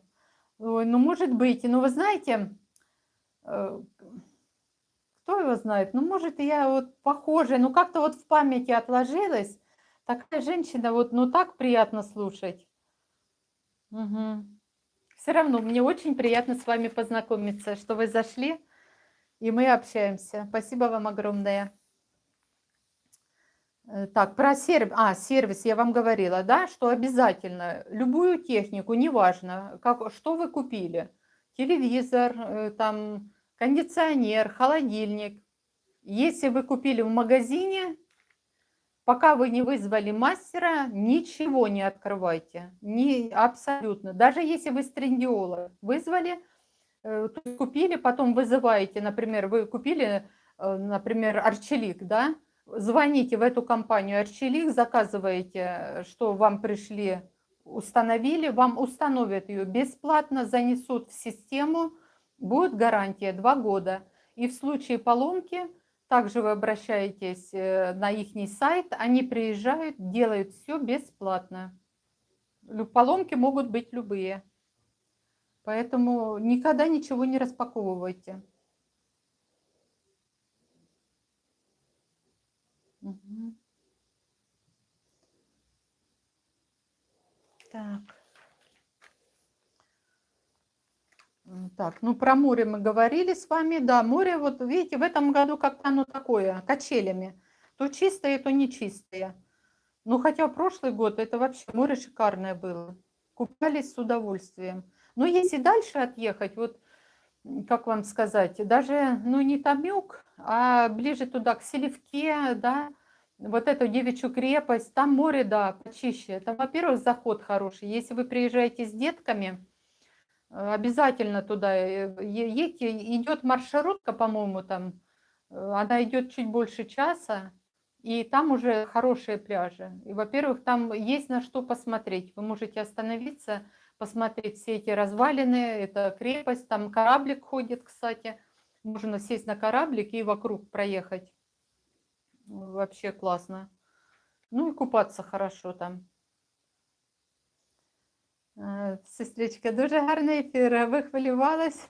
У вас все получится. Спасибо, сестричка. Надюша, спасибо.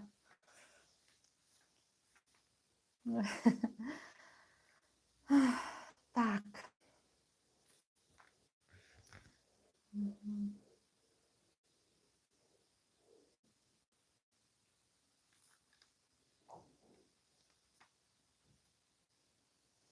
Ага. Так, ребята, еще Ага, сегодня меня даже спрашивали, ну, в комментариях пишут, это часто... Ага, Наташенька, сейчас, секунду. Мирси не туристическое место, но будем его делать таким. Да, Наташенька, знаете, что я хочу сказать? В принципе, в Мерсине уже ведут такую, ну, как бы подводную, берег, сканируют вот эту подводную часть берега, хотят сделать пляж, шикарный пляж, по-моему, 8 километров. И между, я так думаю, что это между речками, там, где соли, вот, скорее всего, это будет полоса, но пока еще точного места нет, но было такое в новостях, что 8 километров пляжа будут шикарные, будут привозить белый песок и делать такую набережную. Но я не знаю, будет она платная или бесплатная, но дай бог, чтобы была такая, да, потому что людей очень много, город почти 2 миллиона, и хотелось, чтобы не только набережная пешеходная зона, но и пляжная была хорошая, цивилизованная, чтобы были там кафе шикарные, зоны отдыха, да, вот как в том же Соли, платный пляж. В прошлом году там была стоимость 500 лир, в этом году, я не знаю, не было охраны, я не спросила, не у кого было. Там красивая территория, там есть дискотека, есть такие кабинки, где можно компанией, например, снимаете и как бы отдельно, да, загорать, там все это, еду можно заказать, все. Там есть ресторанчики с видом на море шикарные, там есть гольф-клуб, очень удобно, там разные игры, гамаки есть между деревьями такие, все. Зоны отдыха шикарные. Поэтому хотелось, чтобы в Мерсине на набережной было все цивилизовано. Не только Анталия и Аланья, да, или там Бодрум, Фетхия, это все для туристов. Ну, и эта сторона не пострадала. Мы же тоже люди, хотим отдыхать и куда-то поехать на такое красивое море. Если когда заключала договор, так предполагалось, что именно Теджи будет второй Махмутлар в Алании, самый комфортный район для проживания. Да, так и я когда покупала, нам говорили, что вот знаете, если кто живет здесь и проезжал, может, в нашем районе, да, Теджи, есть вдоль набережной большой участок, бахче там садят. В этом году была фасоль, я, кстати, видео снимала, и вдоль набережной, скамейки, все это поле огромное. И там обещали сделать вторую марину, как вот в городе, да, марина, где приезжают яхты, люди отдыхают, комплексы, там все, магазины, зоны отдыха для детей. Вот шикарно было бы, да, вот если бы у нас вот такое было. Но пока нету, не знаю, район закрытый. Что будет дальше,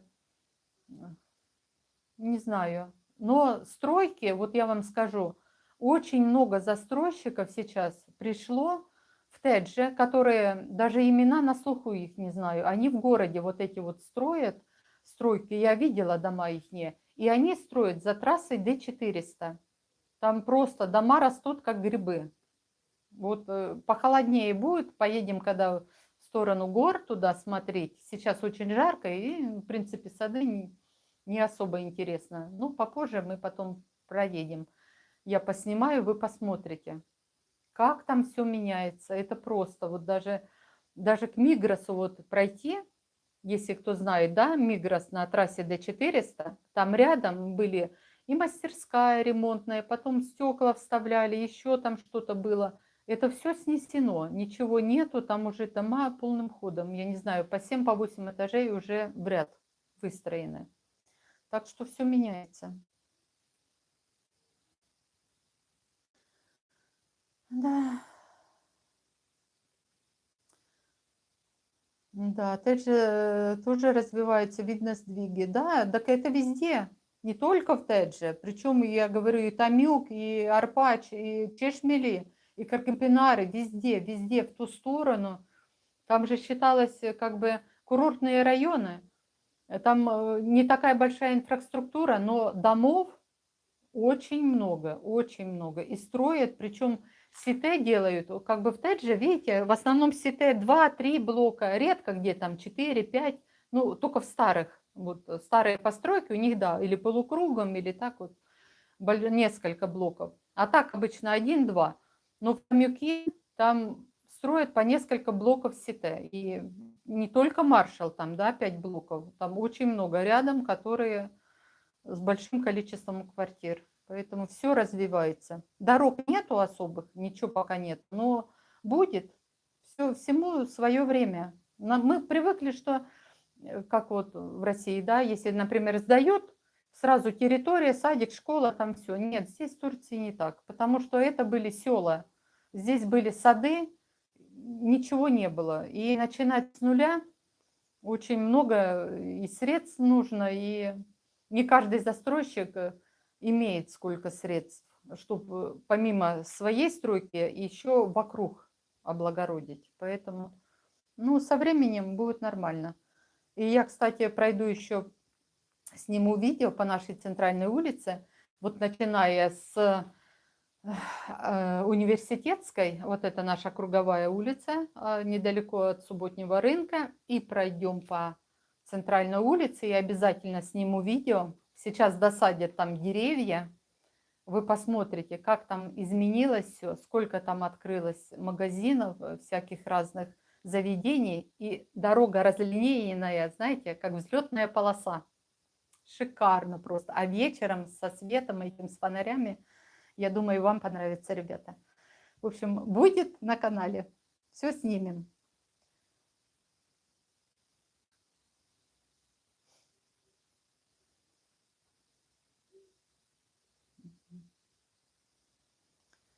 Давно не бачилась, тільки на Ютубі скучаємо. Да, сестричка, я теж скучаю за вами. Уже давно не бачила. Хотілося, да, побачитися. Ми вас завжди ждемо здесь.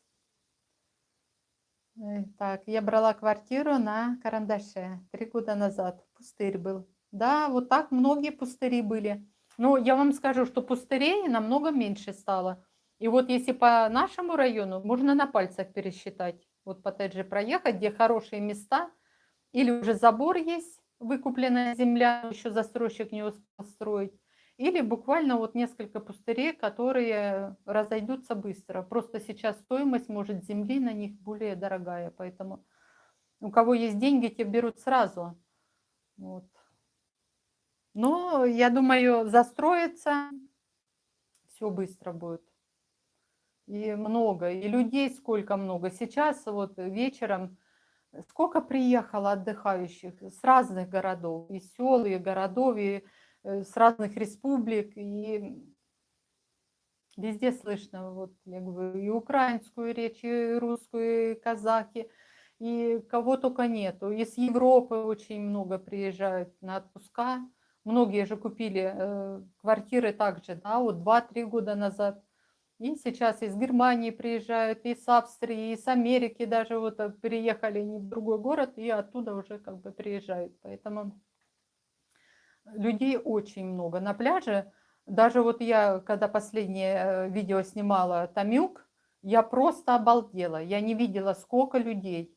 Вот переехала мостик, и это просто сидят везде, и загорают, и сидят, и с семьями, и очень много людей, очень. Поэтому, я думаю, гулять там вечером классно. Базарчики. Ну, вечером неудобно снимать, мне туда ехать, потому что обратно мне нужно выезжать на трассу Д400, а это автострада, и там обычно с пляжа, вот с Девичьей крепости, с Левке машины едут, ну, домой, да, например, день позагорали и едут домой. Они несутся как сумасшедшие, там просто опасная дорога. Я как еду, так вот так вжимаюсь, знаете, а если что-то снимаешь, это все на камеру, это просто, я не знаю, очень тяжело. Потому что в одной руке у меня руль, в другой камера, вот такой специальный стабилизатор с телефоном.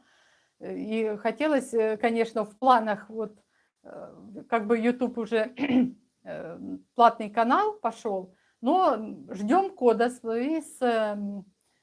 Америки на подтверждение. Его отправили, но еще письмо не пришло. чтобы можно, например, получать деньги. И поэтому буду понемножку копить на камеру, такую, чтобы на велосипед ставить маленькую камеру, чтобы мне удобно держать руль и снимать. Поэтому буду это. Но, ребята, если кто хочет помочь моему каналу, я на ссылку на донат обычно прикрепляю под видео. Если кто захочет, можете прислать донат. Это будет помощь для камеры. Ну, кто желает. Ну, кто не желает, ну, ничего страшного. Так что вот такое дело. Ну, чтобы мне было немножко полегче.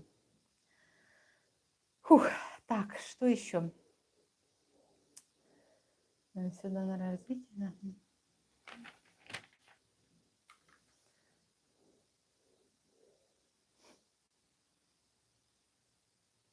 Здравствуйте, а что-нибудь можете рассказать про Эрдемли? Да, про Эрдемли, ну, в Эрдемли я давно была. Я не знаю, вы, наверное, не смотрели мои видео.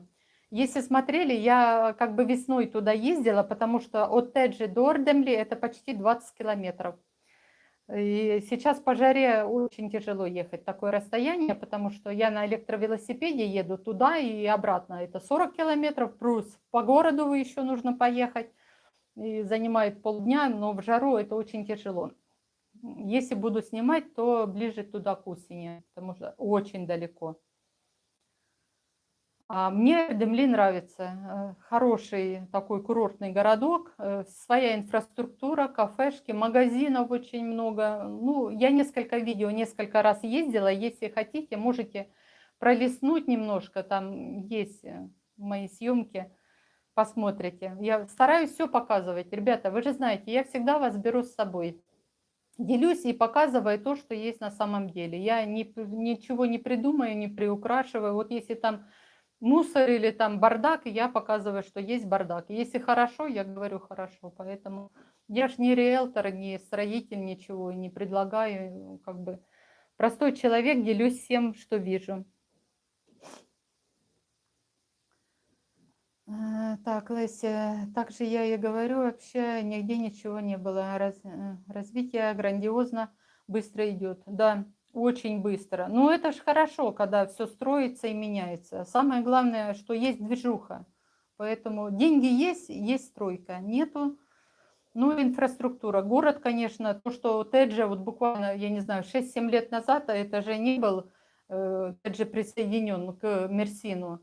Просто было село, да, а сейчас вот, видите, дают деньги. Это хорошо. Если точно донат, хорошо.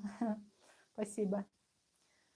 Ну, да, ребята, я такой человек. Ну, если хотите, отблагодарить. Если нет, то нет. Проблем нет. Мерсин переплюнет Аланью. Ну, дай бог. Потому что Алания уже как бы, ну, как сказать, туристы, там много отелей. Вся набережная практически в отелях. Для города там мало мест таких, где пляж, да, вот, потому что отели выставляют свои шезлонги, зонтики, занимают, и хорошие места в основном все для туристов. Поэтому, ну и цены по ресторанам дорого, тут еще пока более-менее терпимо.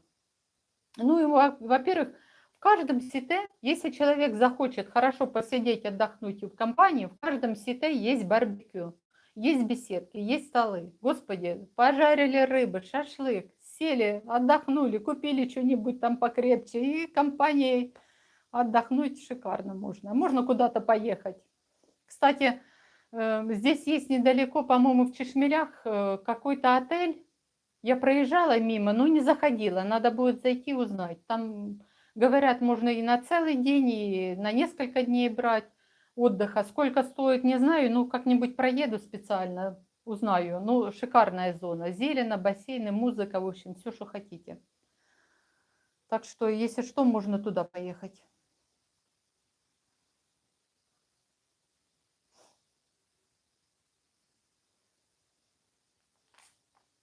Так.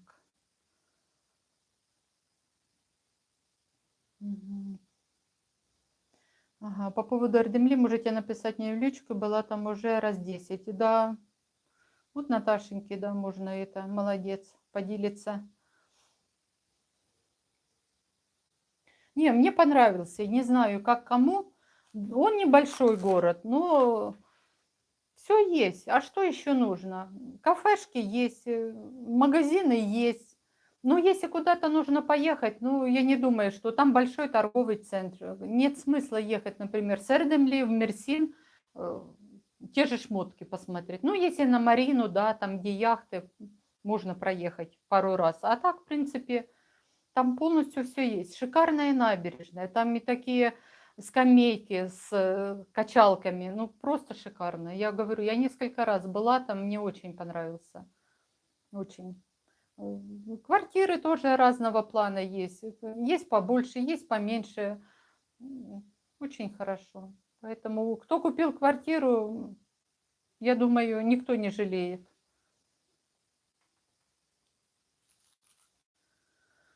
Так, ребята, что еще? Про это, про велосипед. Вот, ребята, начинала я говорить, да, и так и не это. Часто спрашивают, что вот на чем я езжу, электровелосипед, где покупала и прокатиться. Ребята, покупала я на Трендиоле велосипед, также обзор у меня есть там велосипеда, шортс, по-моему, небольшой. Какая марка, что, как чего. Я езжу. Дополнительно, кстати, еще купила один аккумулятор, потому что если ехать вот как до Ордемли, туда-сюда по городу, сам велосипед, аккумулятор на 40 километров рассчитан, но бывает я и больше километров езжу, поэтому специально взяла, чтобы полегче, потому что когда целый день съемка идет, уже устаешь, просто сил нет уже даже педали крутить, поэтому полегче, чтобы меняю аккумулятор и еду спокойно, без напряга. Вот. А так, если кто понимает, что, например, да, я уезжаю с утра, я приезжаю к 6, бывает, к 5-6 вечера, целый день. И по жаре 30 градусов, съемка это не так легко, как на экране смотрят, когда ролик, да, там вроде бы там 30 минут, час, бывает более дорого, так и час, когда снимаю, это вообще целый день до вечера. И пока все смонтируется, что-то еще урезается. Еду быстро и жарко очень, поэтому если кто хочет попробовать такой эксперимент вместе со мной, день съемки, один день из жизни, то можно проехать, если вы уверены в своих силах, то я с удовольствием с вами проеду, вы посмотрите, как это все делается. Не так-то легко, но все нормально. Так, ребята, ну что, я не знаю, ну давайте еще минут 10 побудем и будем закругляться, потому что я боюсь, что вдруг у меня там еще на телефоне аккумулятор сидит. Не знаю, сколько по времени, мы уже сколько, больше 2 часов. А знаете, вот время летит, когда в хорошей компании не замечаешь, поэтому сидишь, вот считай 2 часа, да, разговаривай, а незаметно прям попить хочется, сейчас попью.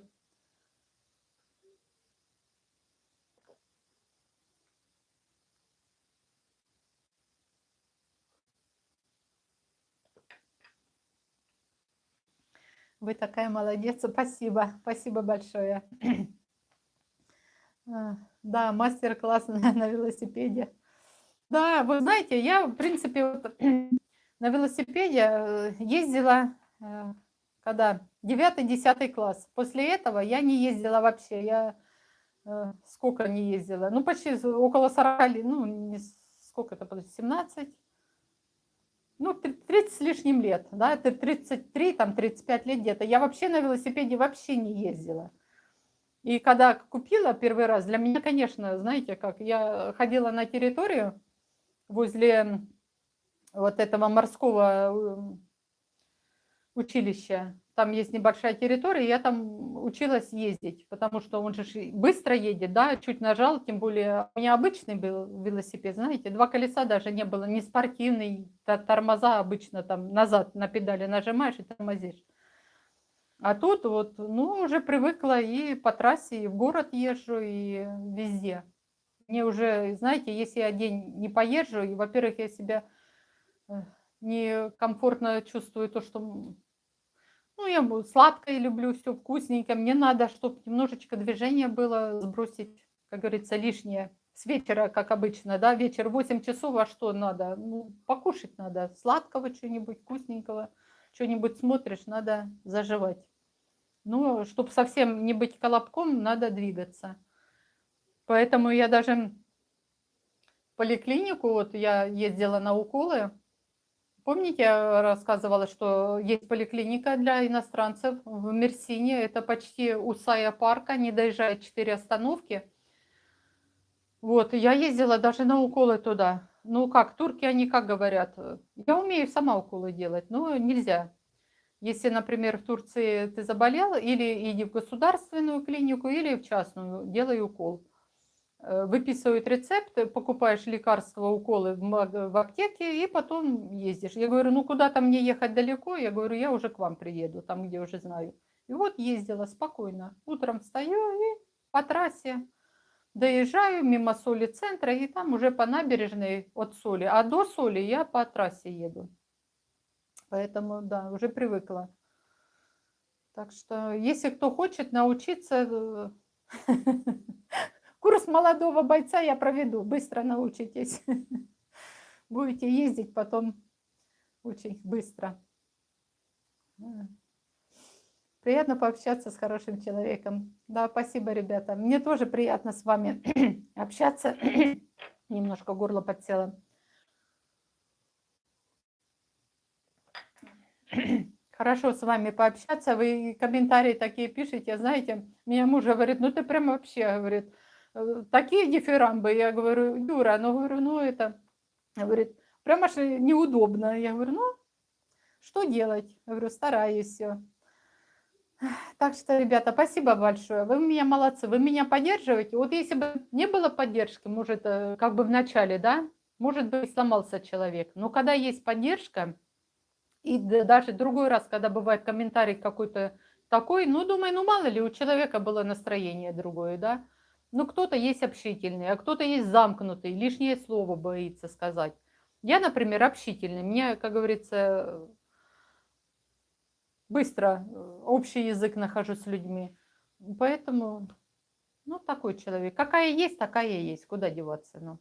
Если нормально, говорю, нормально. Если ругнуться нужно, могу и ругнуться. Но куда? Уже в таком возрасте, что, я думаю, можно себе позволить иногда и поругаться.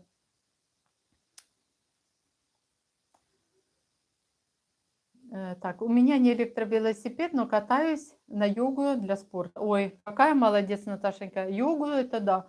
Я как-то тоже пробовала йогу, но делаю какие-то движения, но не все. Знаете, уже, наверное, нужна хорошая растяжка. Если профессионально, вот, конечно, заниматься вот правильно, не как самоучка, да, а вот правильно, тогда, я думаю, со временем бы получилось.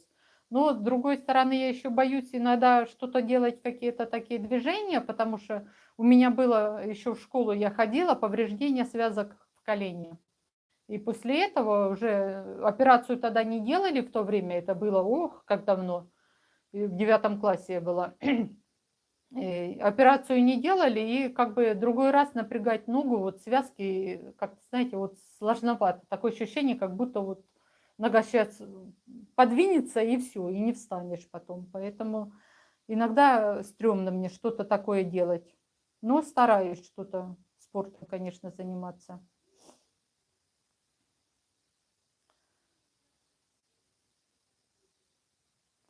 Вера, на улице его небезопасно оставлять, когда вы в магазин ходите. Ну, я не знаю, я оставляю. У меня есть такой еще шнурочек, ну, как специальный с замком, да, с ключом. Поворачиваешь, ну, как велосипеды, мопеды, да, такой тоненький проводок закрывается. Если в городе, я на проводок закрываю. Если возле нас, я так оставляю, зашла быстренько, купила что-то и вышла. Потому что везде камеры у магазинов, поэтому я как-то не знаю. Может и зря, но оставляю. Поэтому так. А на улице, дома у нас, мы не оставляем сито, у нас специальная комната есть, куда можно завести велосипед, не будет дождя, ничего, я специально завожу и никаких проблем там ставлю. Так. Ну, мы зацепились языками. Очень много хорошей, полезной информации. Спасибо огромное за шикарные эфиры. Я тоже с чаем сижу. Приятно побеседовали. Благодарю. До новых встреч. Спасибо большое, Леся. Да. Мы еще потом еще на бассейне пойдем. Я вас еще покупаю не просто так. Как наполнят бассейн, ребята, пойдем обязательно купаться. Будете загадывать желание, и я загадаю обязательно. Так что отдохнем на всю катушку. Еще шашлык будем жарить. Как это так? Летом потом пожарим шашлык, еще барбекю, еще... Ой, снимать и не переснимать.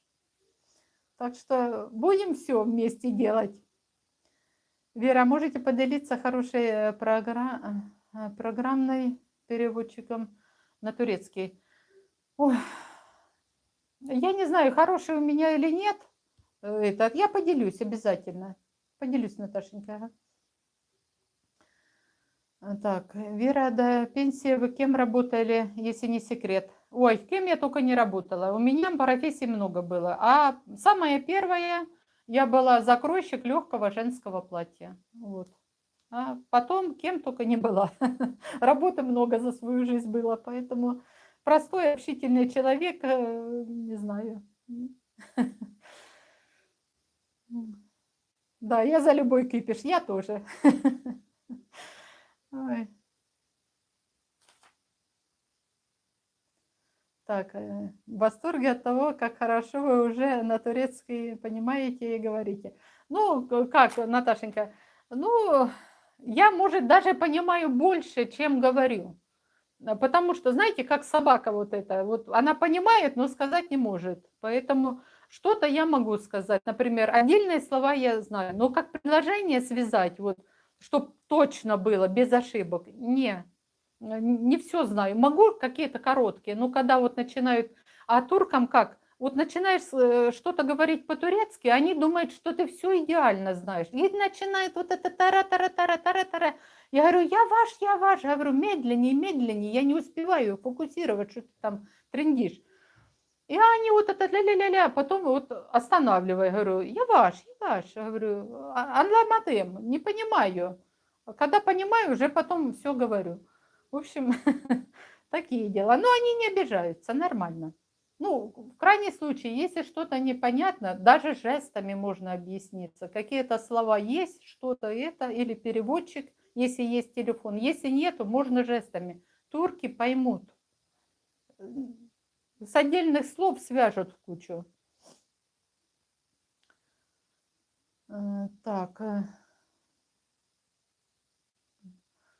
Да, вы очень общительная, да. Люблю поговорить.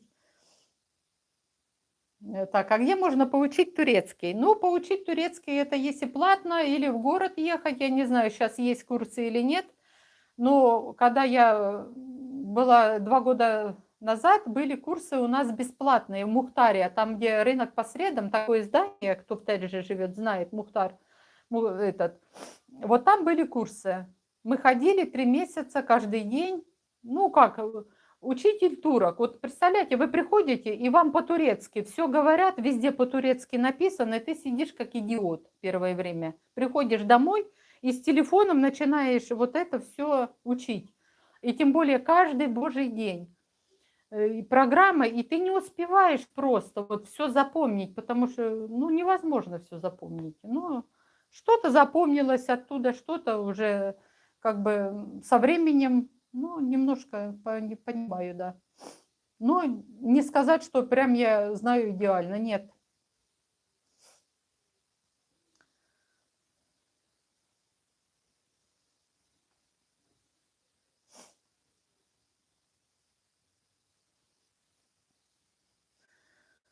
Так.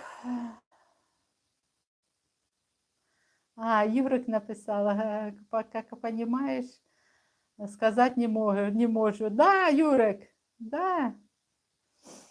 Як и по-польску. Первое время, когда я была в Польше, во Вроцлаве, также что ты понимаешь, что ты не понимаешь.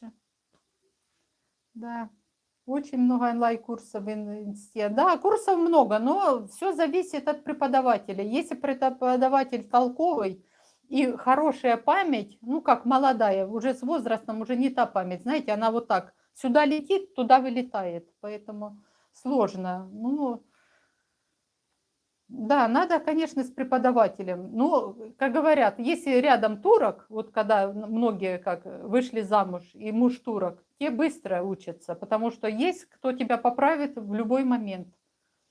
Но мне некому поправлять. У меня муж не турок. Так.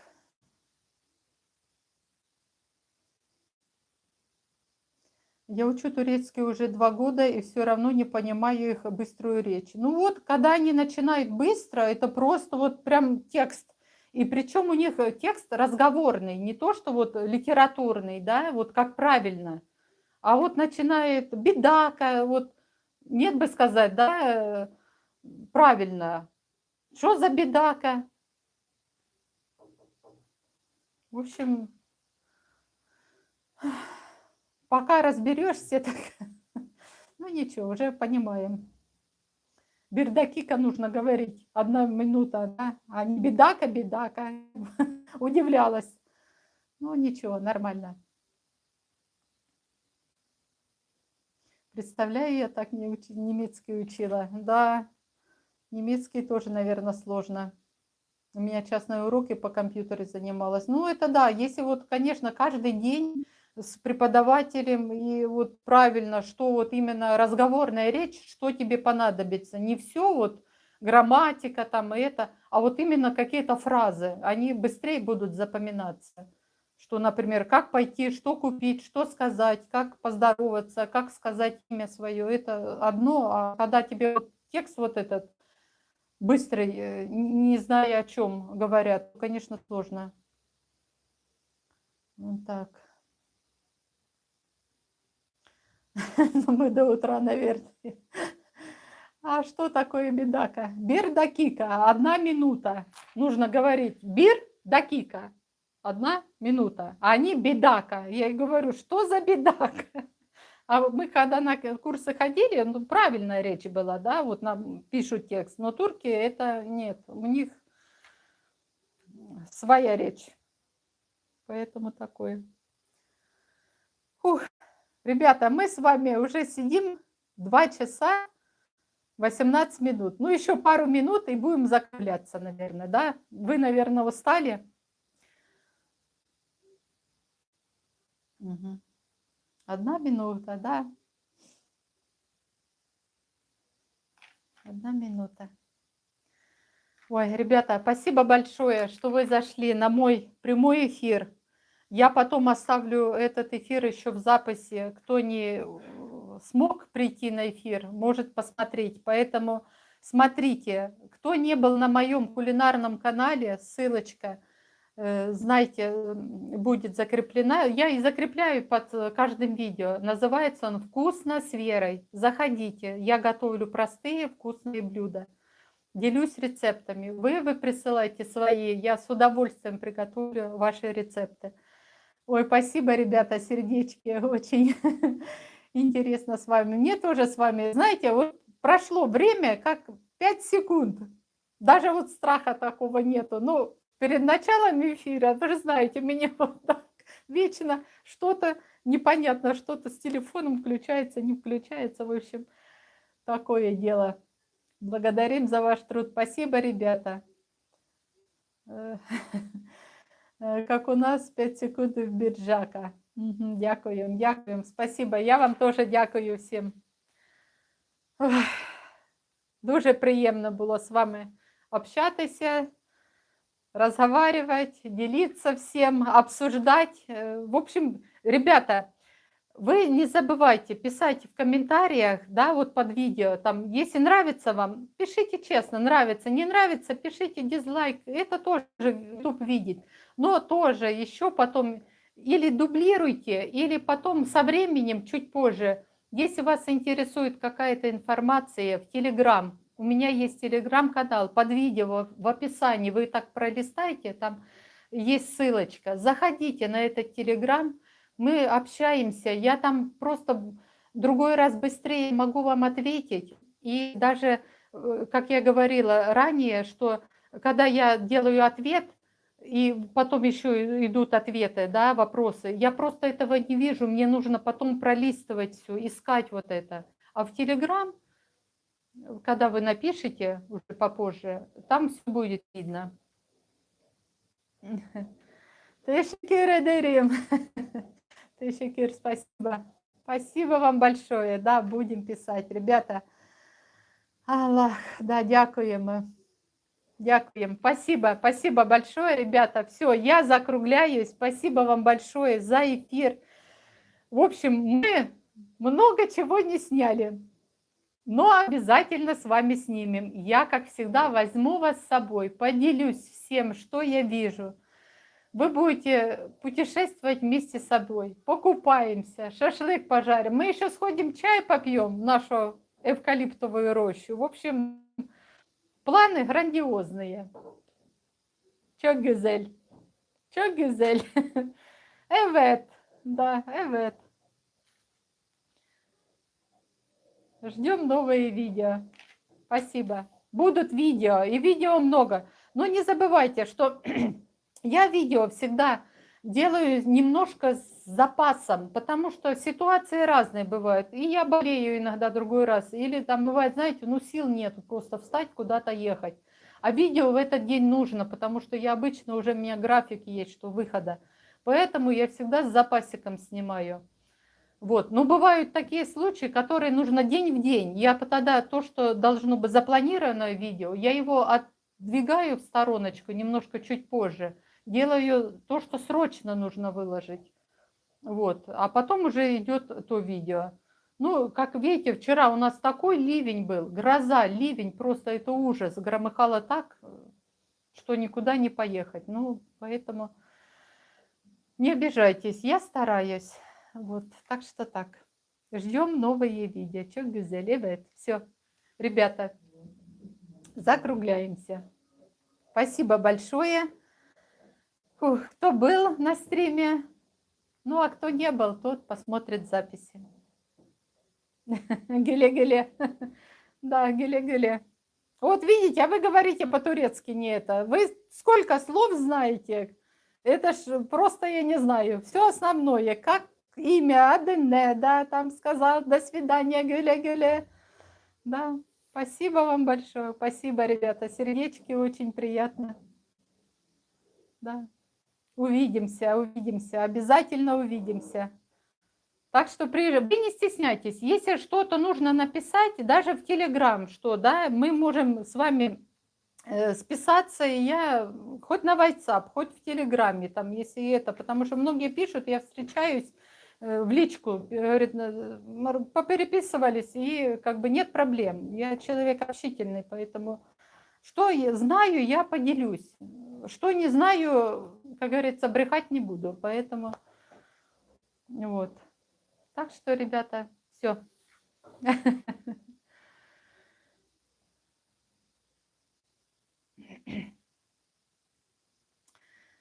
Будут видео следующие, будете вопросы задавать, готовьте, что вам интересно, может вы какую-то тему подскажете, потому что вы же тоже живете в разных районах, правильно? Не только я вот коттеджи там, да, и то другой раз не проеду, уже там, как говорится, все поменялось.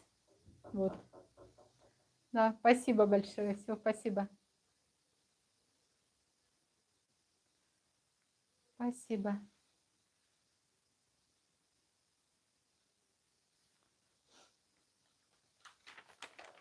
Я всегда в тетрадку пишу. Все, вот как время пролетело? 2,5 часа почти. До зустрічі. Все, Наташенька, до зустрічі. Увидимся.